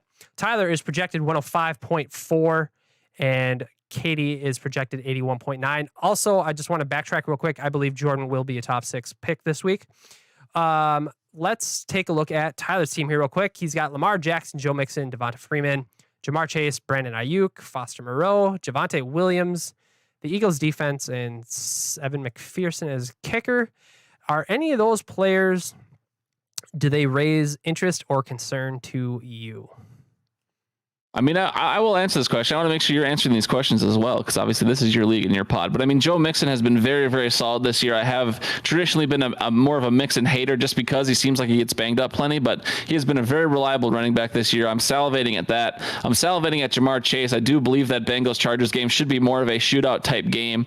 Brandon Ayuk obviously playing against a terrible defense this year, and with Debo out, I don't think there's really anyone who can cover Ayuk in Seattle the way that you would cover a top receiver, so that should be great. Javonte Williams in the flex with Melvin Gordon being listed as doubtful. We haven't seen much out of what's his name, first name Foster, with Waller being out, but there's plenty of opportunity in that Raiders offense if Derek Carr wants to look the tight end's way. So, and Evan McPherson, I love him as a kicker. So I definitely think I forget who you said this team was, but whoever's on the left there, I am salivating. That should definitely be a top 6 team, if not the top team overall. That is Tyler for sure. Okay. Foster Moreau or Logan Thomas? Who would you rather start? I think Thomas has the higher floor, but Moreau has the higher ceiling. I'd probably go Thomas though. If the rest of your matchups are this good, just hope for maybe 4 or 5 points out of Thomas. That's what I would do. Because I don't think you need more of the bigger swing with Moreau. Okay. And then Devonta Freeman, I don't know how I feel about Devonta Freeman, but I also see that he has Devin Singletary on his bench. Would you rather play Devonta Freeman or Devin Singletary? I don't know what Freeman's been doing this year. I know Latavius Murray's over there. I know, obviously, Tyson Williams, who had, I think, one good game or was projected to be this return of Jesus, did not turn out to be that. So I'm fine with it. I do think the rest of this team, at least specifically for this week, is stacked. Depending on what the bench was, you could easily put Javonte Williams up into the RB2 slot and then, maybe throw Singletary in the flex, or if you had a different receiver in the flex, because Javonte is definitely a must start this week if Melvin Gordon's out. But I'm fine with Devonta Freeman. I don't care. The rest of this roster should be loaded. So, yep. So, Brandon Ayuk or Elijah Moore? Ooh, I mean, if he has Elijah Moore on the bench, I think I would put Javonte into the second running back spot, Freeman to the flex, and then Elijah Moore into the flex over Freeman. That's what I would personally do. But I know, Zach Wilson makes it much more questionable for Moore, I believe. But I'd still ride it. I've lost all confidence in Elijah Moore's fantasy ability with Zach Wilson at the helm. I will continue to hold that until it has been shown to me that that Elijah Moore is fantasy relevant with Zach Wilson under center, because it's been that way all season. So that is the position I will continue to hold until I see otherwise. Other than that, I agree with you that his lineup is full of studs, and Javonte Williams should be in the RB2 position. I believe he only put him there because Javonte Williams is the final matchup on his team, and he put the latest matchup in his flex. Moving on over to Katie real quick. She is projected 81.9. She's got Herbert, Damian Harris, Tony Pollard, DK Metcalf, Mike Williams, TJ Hawkinson, AJ Dillon, the Ravens defense, and Justin Tucker. AJ Dillon needs to be switched out here pretty soon, I would imagine. She'll probably have to put Marvin Jones or Let's see here. Players that she could play are Rondale Moore, Rashad Penny, or Marvin Jones Jr. I'm assuming Marvin Jones Jr. would most likely be the play there, unless she decides to pick somebody else up. Right. Do you feel like she has a potential to be top six team this week? I'd certainly say there's the potential there. I mean, Herbert, Broncos defense has been playing people harder this year since they've just kind of been a good defensive team for the past handful of years. And Justin Herbert still had a pretty good day fantasy-wise against them.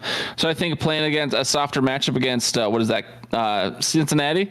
Yeah, I still do hold that game's going to be a shootout. So I think Justin Herbert has the potential for, 25, 30-point game, depending how that game really goes. Tony Pollard has already overperformed the projection, so that's good.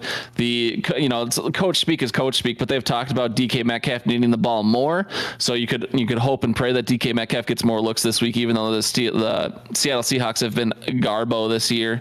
I think there's potential there. Who knows? But there's definitely potential to be a top 6 team. Is Russ Wilson mad at DK? Does DK need to take Russ out to breakfast? That's a possibility, Walters. That's a possibility. Okay. What do you think about this lineup? Do you think they're going to be top 6, and why or why not? Yes, I do believe they have the potential to be top 6. I think Damian Harris is slated to have a decent game, like you've been talking about with Billy B. He is the running back in New England, in my opinion, who has the best chance to get into the end zone.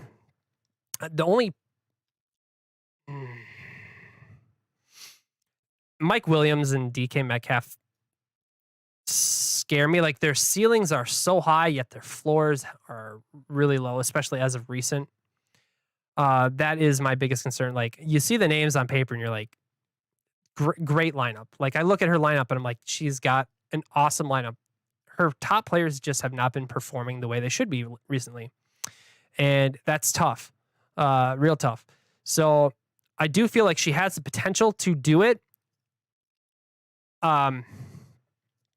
She's going to be one of those fringe teams. She's either going to be 6 or 7, somewhere right around in there. TJ Hawkinson, number 1 target out there in Detroit, although we saw last week Minnesota being able to shut down George Kittle fantasy-wise, and I feel like they should be able to do the same thing against him as well. Last time Minnesota played them, they allowed 2.2 fantasy points according to the Victoria's Secret Fantasy Football League scoring. So I don't see Hawk to be a smash play, but he does have the potential with all the volume that he does get. Her flex spot, if it was me, I would most likely put in Marvin Jones Jr.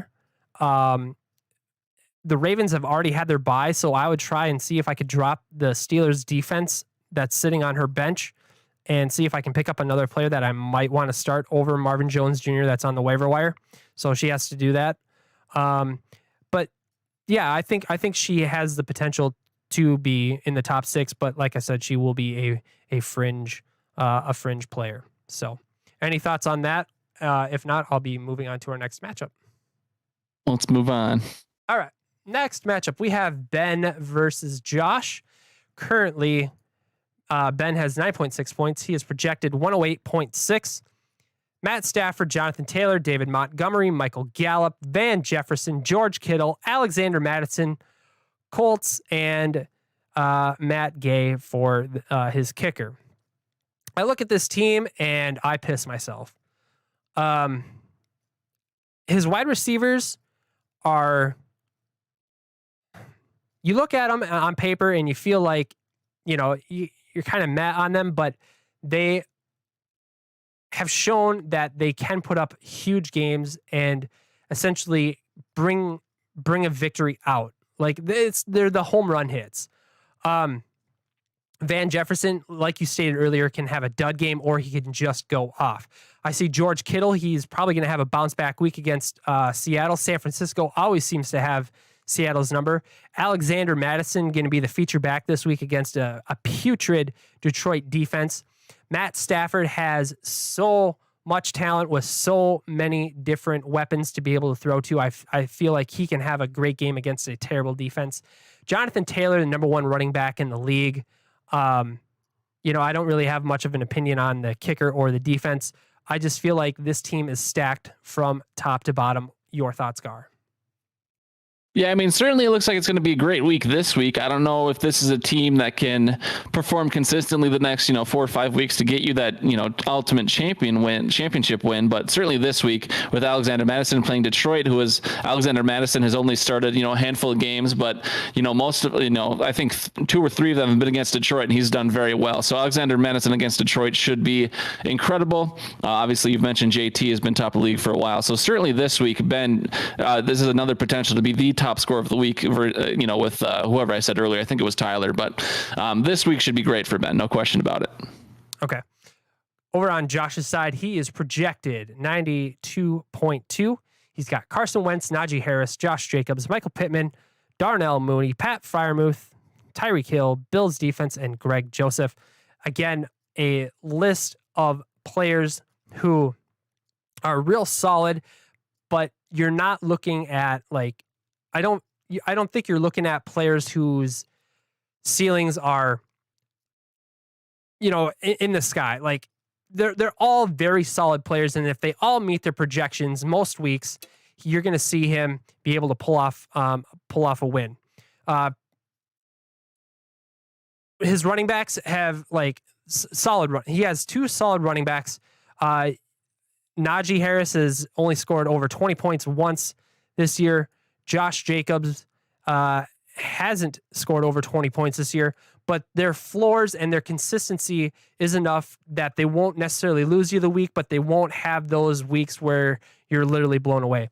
Michael Pittman Jr., I feel like he is a player that can be that guy who can get you a mid-teens to almost a 20-point matchup. He has hit 20 once, and has had a few other mid-teen games. He's going against Houston, which is a terrible, terrible defense. And the only thing I see wrong with the Pittman play is that if they get up real quick, they're just going to pound the ball in the second half. Freiermuth has been a breath of fresh air in the Pittsburgh offense. Tyreek Hill, even though he's struggled, he is that guy who is supposedly a number 1 wide receiver in all of the NFL. He was currently right now he's number 3 in fantasy, and he's if Mahomes is on, he is going to have a great game. Tyreek being he's going to have a great game. Carson Wentz, again, like I was stating earlier, if he has a great matchup, he can definitely bring home a W. It all depends on how quick they go up and how good Houston plays. So if it's a blowout, don't look for Carson Wentz to do much in the second half of this matchup. Thoughts on any of that? It really, really does pain me inside to say this out loud, Walters, but I have to agree with most of your takes. I do think the ceiling is just lower for Josh. I don't see him being a top 6 team, but if he were going to be top 6 by some, Carson Wentz does well, Najee does well, Pittman does well, he would have to be, spot 5 or 6 to meet that top 6 in my mind. Okay. All right. We are going to move on to our next matchup, which is going to be Cassie versus Foster. Cassie is projected 80.1. She currently has 15.52 points. Dak Prescott underperformed on Thursday against New Orleans. He only had 11 points out of his 19.8 projected. And Dalton Schultz did not meet his projection either, scoring 4.3 fantasy points out of his projected 6.1. But she has Miles Sanders, Darrell Williams, Terry McLaurin, Marquise Hollywood Brown, Odell Beckham Jr., Cardinals defense, and Daniel Carlson in her starting lineup. I'm not a fan of her running backs at all. I don't, even though Miles Sanders is the number 1, there is a lot of mouths to feed there in Philly. Darrell Williams, is Clyde Edwards-Helaire back? I don't know. He should be, right? I believe he is. So she's playing an RB2 in her on the depth chart. She's playing second running back in her RB2 spot. Terry McLaurin and Marquise Brown are probably my 2 favorite players that she's starting right now. Terry McLaurin, obviously a stud, and then Marquise Brown has the potential to go off. depending on how well Lamar Jackson plays. We have seen probably a little over a month ago, Marquise Brown being the hottest thing when it comes to wide receivers, but has definitely cooled off since then with the play of Lamar Jackson and the emergence. I don't know if I want to call it emergence, but Rashad Bateman becoming not a focal point, but he's been brought more into the offense. So Marquise Brown definitely has ceiling upside, but I worry about how much volume he's going to be getting. And then OBJ, he's going into the week hurt. He was questionable. I'm looking at his recent news. He is still listed as questionable as of Friday with a hip injury. He practiced on Friday as a limited participant, so I'm sure he's going to play, but how effective he'll play remains to be seen. There's, again, a lot of mouths to feed in Los Angeles Rams. Your thoughts about Cassie's team real quick? I mean, with Cassie's team, I mean, there's, obviously there's one or two guys that have a higher ceiling, but with Cassie's team, I see low ceilings and low floors. Dak Prescott has already underwhelmed. You weren't expecting much out of Dalton Schultz anyways, but he only hit that 4-point mark. Yeah, I mean, there's no way Cassie's a top 6 team this week. She's bottom. Her team name can be the underdogs all she wants. She's in last place for a reason. So I think there's no hope for Cassie at all. I kind of see the same thing. She has surprised us a few weeks, but the consistency of her team has been of the L variety, unfortunately. So moving over to Foster's team, who has projected a monster 113.5 points. He started the Cowboys defense and he got 17 points out of them. Holy smokes. So that's just going to go on top of his lineup this week of Josh Allen, Leonard Fournette, Elijah Mitchell, Mike Evans, Devonta Parker, Mark Andrews, Jamal Williams, and Tyler Bass as his kicker. Josh Allen having the potential to have a massive week, but as you have stated before, Billy B and his defense might throw things off there in Buffalo. So it'll be interesting to see what he does. 21.4. I'm going to say that Josh Allen will not hit that, but I feel like right around there, like anywhere from the 18 to 21 point range is more likely. I don't see him going necessarily above that, just with how good the New England defense has been. I don't see. Let's take a look at Leonard Fournette here. Holy smokes. Let's see. He had that monster 37-point week last week, but he's playing Atlanta. This is a game that I just don't know about because their defense is terrible. Tom Brady likes to throw the ball. You expect his wide receivers just to have a field day, but in the second half, does Leonard Fournette take over? It's hard to say. I don't see him. I'm going to say he can hit his projection, but I think that's pretty much what his ceiling is going to be. I don't look for him to go over that. Elijah Mitchell, I would say that he is definitely going to hit his projection this week because you don't have Deebo Samuel vulturing his touchdowns.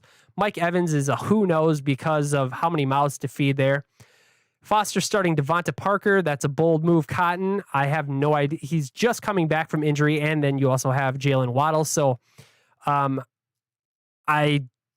would you rather start Emmanuel Sanders or Devonta Parker as your wide receiver 2? If Devonta Parker's going to play, I think between those two, I'd have to play Parker just because I do, we've been talking about it. I do think, Billy B is not perfect. Billy B can be out schemed and people can run up points on Billy B. If I have to go with the majority of the probability, I think Emmanuel Sanders will have a pretty weak week. Obviously, Billy B is going to take away Stephon Diggs, no question, but I just don't think the Bills offense is going to do a whole lot this week. So if I'm picking between those two, I'll go Devonta Parker just from the target history. Okay. I don't see Parker being a huge fantasy impact player, but we will see. Mark Andrews is Mark Andrews. He can have a great week or he can have just a middling week. I don't really have much of an opinion on Mark Andrews. It's a fine play. Jamal Williams, when he's had opportunities to be, I don't know if he's had opportunities to be the starter. Swift has been out a couple of times this year, hasn't he, this year? Yeah, Swift has been banged up at the minimum, if not missing games completely, for sure. 11.9. I don't know if he's going to meet that, but I would say it's possible to hit that projection. So, any thoughts on Foster's team before we move on?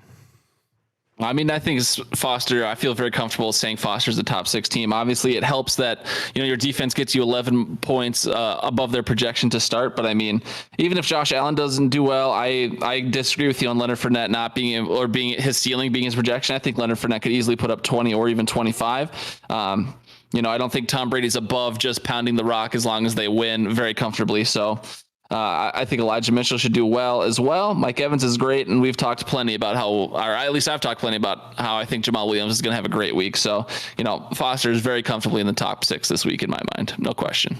Okay. We are going to be moving on to our 5th matchup here, which is going to be Jack and Jay. Let's see here. Jack is projected 99.5. Tyrod Taylor, Saquon Barkley, Cordarrelle Patterson, Keenan Allen, Jalen Waddle, Travis Kelce, James Conner, the Dolphins defense, and McManus. Why is he starting Tyrod Taylor? Who does he have as a quarterback on his bench? He doesn't have a backup quarterback on his bench. So he is streaming his quarterback the rest of the way through. We'll get back to Tyrod in a minute. Saquon, I have no faith in Saquon. He hasn't been great at all this year. Cordarrelle, I like. Keenan, actually, I mean, he's the only playmaker that you have really in Atlanta right now. Keenan Allen's tough because he's underperformed this year. Jalen Waddle against the Giants, he should have a decent game. Travis Kelce is a no-brainer. James Conner, I have a lot of faith in. Yeah, I do have a lot of faith in him, even though he's playing the Chicago defense. I can see James Conner getting those goal line carries in. I don't see Jack being a top 6 player this week, even though he did have the 3rd most points or 2nd most points last week. I think it was 3rd. What are your thoughts on Jack's team this week? I mean, yeah, you could certainly see where I think, to me, I look at Jack's team and I see high ceilings, low floors. So like you said, last week, Jack was a top 3 team. I certainly think that's a possibility. If I'm looking at these matchups, James Conner, Jalen Waddle, I like Cordarrelle this week just because, like you said, he really is the only stud playmaker out there, Kyle Pitts being the 2nd one. If I had to flip a coin, I think I would say Jack is a top 6 team this week. I think I've probably said that for like 7 or 8 teams at this point, but I can certainly see where Jack is not the top 6 team. I can certainly understand that's in the range of outcomes, but if you're asking my opinion and just what I think the outcomes this week will be, I think Jack's a top 6 team for sure. Okay. And we will take a look at Jay's team real quick. Tom Brady, James Robinson, Mark Ingram, DeAndre Hopkins, Brandon Cooks, Dallas Goedert, Hunter Renfrow, Buccaneers defense, and Chris Boswell as his kicker. Looking at his starting lineup, I like Tom Brady this week. Absolutely. James Robinson, even though it's a tough matchup, he is still a really good running back. I feel like he's able to hit his projection. But I think his projection is probably right around his ceiling, looking at his stats and how good the Rams defense is. DeAndre Hopkins, I mean, that's a smash play, obviously. Even with Colt McCoy in the last few weeks, he's done okay. Last week was kind of a down week, but I think he could have a bounce back week against Chicago. Brandon Cooks, number 1 receiver out there in Houston right now. It all really depends on Tyrod Taylor. Dallas Goedert, smash play, in my opinion. Hunter Renfrow, another good play this week against Washington defense. He's been just fantastic since who's the guy who had the DUI out there? Shoot. Why can't I think of his name? Henry Ruggs. And Buccaneers defense absolutely could have just a monster of a week. What are your thoughts on Jay's team this week? I mean, Brady should be fine. Obviously, Mark Ingram has already underperformed. I don't think James Robinson will meet his projection necessarily. He's banged up a bit, and he's going against a tougher defense and a team that has the potential to put up a lot of offense. So I don't have the faith in James Robinson that you do this week. I think DeAndre Hopkins is probably going to be rusty. Him and Kyler Murray have both missed the last 3 weeks, so I expect some rust. I don't think that's a smash play at all. Brandon Cooks has been a solid, flex play, maybe wide receiver too. I talked about him glowingly earlier earlier in the show, but if you're talking about being a top 6 scoring team, Brandon Cooks isn't the guy you really look to put you over the hump, so to speak. Yeah, I don't see a lot of super high ceilings here. I don't think that Jay will be a top 6 team this week. Okay. I don't see Jay being a top 6 team as well either. I think he is a fringe team. Moving on to our last matchup here, we are going to be talking about my matchup and Ryan. This week, I already have 11 points. I'm projected 88.8. Patrick Mahomes, Austin Eckler, J.D. McKissick, who I need to rotate out. I don't even know who I'm going to put in there. I'll have to figure it out. Then we also have Chris Godwin, Devonta Smith, Rob Gronkowski, Deontay Johnson, Vikings defense, and then I had Greg Zuerlein go. Patrick Mahomes needs to have a great game against Denver. I need him to hit his projection. Will he hit his projection? It's so weird. I have no idea. His fantasy points have been so bipolar this year. Week 11, he only scored 7.5. He's done that twice in the last 5 weeks. He's scored under 10 points. And then also in those 2 weeks, or in those 5 weeks, he scored a 10 and a 14. So still not good. And then against Green Bay, against Las Vegas, he goes out and scores 36 points. So I'm going to say that I'm gonna be hoping for like 18 points. Just give me like 18 or 19 points, and I'll just call it good.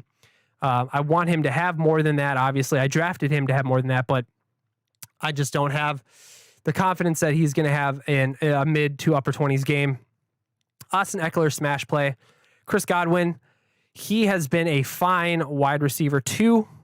He actually has been considered right now in our league a wide receiver 1, being the 12th ranked wide receiver, but I view him as a wide receiver 2. Devonta Smith is kind of my home run play. He has been, again, inconsistent this year, but he is definitely a guy who gets a lot of targets out there in Philly. Rob Gronkowski, smash play. Deontay Johnson, smash play. He has been a solid wide receiver 2. Let's see here. And, the Vikings defense is the Vikings defense. So, but what do you think about that team there, Garlic? How many different people have I been on this podcast so far? Yeah, I mean, looking at your team now, and maybe your bench tells a little bit of a different story, but looking at your team now, I am kind of surprised that you're in first place as solidly as you are. No offense to your team. I mean, obviously Eckler has been smashing it all year. Gronk has had some good performances that got you some wins early. Godwin's had some good games as well, but I certainly don't think you're eligible to be, the top 3 scorers this week. You could be, score 4, 5, or 6 and meet that top 6. If you do, I think it's going to have to be on the back of Patrick Mahomes and Austin Eckler. Deontay Johnson should be solid for you. He's been pretty solid all year. But yeah, I certainly don't think you'll be a top 3 scorer this week. So if you do make the top 6, it's a little more questionable for me, but you could hit that 4, 5, 6 mark in my mind. My running backs that I have right on my bench right now, I've got Nick Chubb, who's on bye this week. So, you can't see the benches. You can't see the benches. So there's one of the reasons why my running back pairing has solidified my first place position all year. And then I've got Chuba Hubbard, who is also on bye. So definitely going to be, I wouldn't say thin, but because I like Austin Eckler so much, but I do need someone to slide into my RB2 spot this week. Moving over to Ryan's team. Ryan is projected 79.8. He's got Kyler Murray, Zeke, Myles Gaskin, Tyler Lockett, Cole Beasley, Darren Waller, Darrell Henderson, the Patriots, and Nick Folk. Just looking at his team right now, I'm going to say absolutely not going to be a top 6 team, even though he was a top 6 team last week. Darren Waller's out. He doesn't have a tight end on his bench. He picked up a running back who was on bye off of waivers. Let's see here. Who else? Zeke underperformed. Myles Gaskin, He looks to have a good week this week, but he's been inconsistent. But I think a lot of people are comfortable playing him since it is the New York Giants. So I would say I'd be comfortable playing him as an RB2. Tyler Lockett, who has been the better set of wide receivers out there in Seattle, hasn't necessarily been as consistent as you want. His last month of games have been okay. You had one dud game in there. Otherwise, he's been fine. Cole Beasley, I don't have any faith in Cole Beasley this week. I think Ryan just slid him in there just because he needed someone to play, but I don't like Cole Beasley. Darren Waller's injured. Darrell Henderson against Jacksonville, I feel like is a very good play as well. Jacksonville, not a great defense. And let's see if Henderson can build off his nice performance that he had last week. Patriots defense is good. What are your thoughts on Ryan's team? Yeah, I mean, I guess I just don't see him being top 6. I mean, Kyler Murray this week specifically, normally that would be a smash play, but I think that's a high ceiling, low floor play, and I don't think he'll perform that well. Myles Gaskin, another high ceiling, low floor. Tyler Lockett, one of the highest ceilings, one of the lowest floors. So Darrell Henderson will be the most solid, consistent player on his team this week. But if you only have one solid player, the chances of you being top 6 are pretty rough. So I don't think Ryan hits top 6 in my mind. Ryan's going to have to add a player off of the waiver wire for his tight end spot. So like I mentioned earlier, you had Uzomah, Conklin. You had, I don't know if Noah Fant was available or not. Let's take a look here. Let's see here. Let's go to, let's see here. I also saw, who else did I see? Cole Kmet, he was on there. Who else we got? Evan Ingram. Okay, so Noah Fant, Hunter Henry, Tyler Conklin, Evan Ingram, Cole Kmet. Any of those players, who would you be adding to your roster this week if you had to start one? Was Noah Fant on the list? Sorry. Noah Fant is on the list of available tight ends right now. Noah Fant would be my pick out of those available options. Yeah, I would say between those two, I would be looking at either Noah Fant,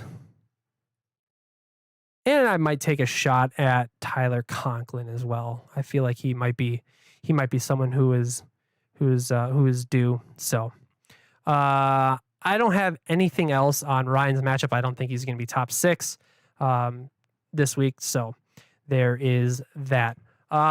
Top 6 for me this week, my players have to perform, especially Patrick Mahomes, if I'm going to hit it. Otherwise, I kind of agree with you with Nick Chubb being out. It's going to be tough for me to do it, but I just need my players to go out there and be good. I'm really missing Deebo Samuel. I really wish he wasn't out right now, so that's going to be tough, and I hope he gets back soon because I'm going to need him for the playoffs for sure.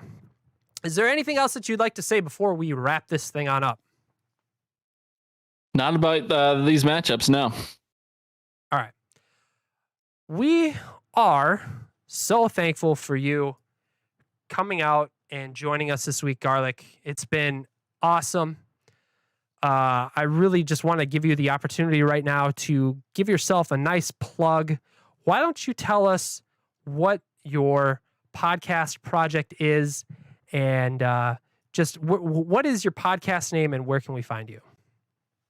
Sure. Yeah. I mean, if you're forcing me to plug myself, I normally don't. I don't think I have the last couple times I've been here. But if you're forcing me to, twisting my arm, we are the Hidden Oaks Overdose Football Fix podcast. You'll find us on Spotify, Anchor, YouTube, all the regular spots. We are an audio only pod this year. Last year we did some video streams, but this year we've just done audio only. We go live on Discord on Tuesdays, and then we post it on all the services very shortly after. So you can usually catch the podcast by Tuesday night or Wednesday morning. Every week, Tuesday at 5 is when we go live. But yeah, the Hidden Oaks Overdose of Football Fix is our podcast, and that's how you'd find us on any of the services. Me and Josh are very reliably posting every Tuesday night or live every Tuesday night. Congratulations to you guys. So happy for you guys. Thank you so much for coming out and joining us. Go check them out. Hidden Oaks Overdose Football Fix. You can find them, like you said, on Spotify. You can find them on YouTube. Join their Discord. Their Discord link I will post in our show notes on the podcast audio version and the YouTube. I will post all that so you guys can go check out their stuff and check out their Discord. I think I'm just going to wrap up with a few quick things here before we get on out of here. I'd like to, if you have donated to our podcast, I would like to say thank you to those people who have donated. If you wish to donate, again, you can find us at www.streamlabs.com/thevictoriouspod. Join the Discord, check out the show notes for all of our socials and links pertaining to this episode. You can find them on the podcast app, and you can find them on the YouTube in the description below. I just want to thank everybody for coming out here. You can find us on YouTube. Make sure you subscribe to our channel. It is free to subscribe to our channel as of right now, and it's going to be that way for quite a while. We are trying to get to 100 subs, so please get to that channel, hit the subscribe button, actually smash the subscribe button, then take that link to our channel and share it with everybody you know so we can get that custom URL. We are so close, guys. We only need like 6 people to join us till we can get that 100 subs. So we've been riding around that mark for quite some time, and we just want to get over that hump. So please do that. I don't have anything else. Garlic, do you have any final words? Yeah, I think I would. I'll plug it every single time I come here. I do really like Carrie's Cheesecakery. That's Carrie with a K. Look them up on Facebook. She operates out of Cambridge, Minnesota. She makes great cheesecakes. I've ordered I think 6 from her over the past couple years. I just stick them in the freezer and take a slice out every so often. But some of the best cheesecake I've ever had. So Carrie's Cheesecakery. Look her up on Facebook. That's Carrie with a K.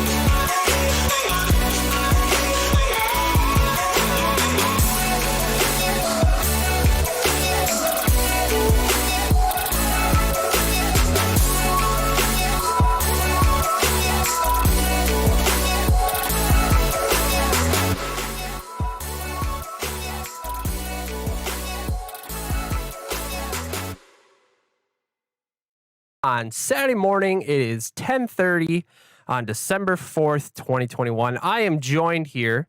Oh, shoot. What if I did that? Can you hear me now? Okay, sick. All right.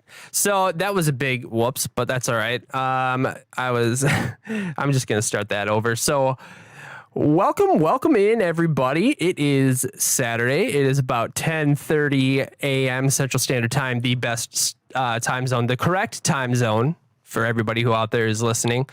We are the Victorious POD. We are a fantasy football podcast and a live stream. This is episode number 68. overall and number 15 on the season. And as always, I am joined here with a buddy. It is not Jack, but it is my good friend, arch nemesis, and rival, Garlic Johnson. Garlic, how's it going, buddy? Oh, I'm doing just great, Walters. How are you, pal? I'm doing just fine. I had a few technical difficulties on Thursday. I got a new interface that is going to make what I can do in my small studio a lot. It's going to make it be a lot more, but it presented a few problems that I had to figure it out. And it all came down to a stupid USB port. But I'm glad I got it fixed. We are up and running, and here we go. Just a couple of announcements that I'd like to get into real quick. Please join the Discord. You can find the Discord in our link below in the description. Also, if you have donated, I appreciate all of your donations, and I thank you for that. If you'd like to donate, you can donate to us at www.streamlabs.com/thevictoriouspod. If you want to check out all of our socials, you can check out them in the link below. And I would also like to thank Levi Oki for creating all this beautiful artwork that you see. If you'd like to view more of his artwork, you can go to Instagram and search at Levi Oki. That is at Levi Oki on Instagram. Garlic, I'm going to ask you, do you have any announcements that you would like to throw out this morning before we get into it? Yeah, I mean, I'd love to shout out at Levi Oki Illustration on Instagram. That's who I would check out if I were looking for Levi Oki. It would be at Levi Oki Illustration on Instagram. I would also like to shout out Carrie's Cheesecakery on Facebook because she makes great cheesecakes. She operates out of Cambridge. Hit her up if you want a cheesecake. And then I'd like to shout out Mr. Ryan Walters, who actually, I think for maybe the first or second week, actually correctly called it Central Standard Time. We were actually in Central Daylight Time until November. So yeah, when the hours changed, we were actually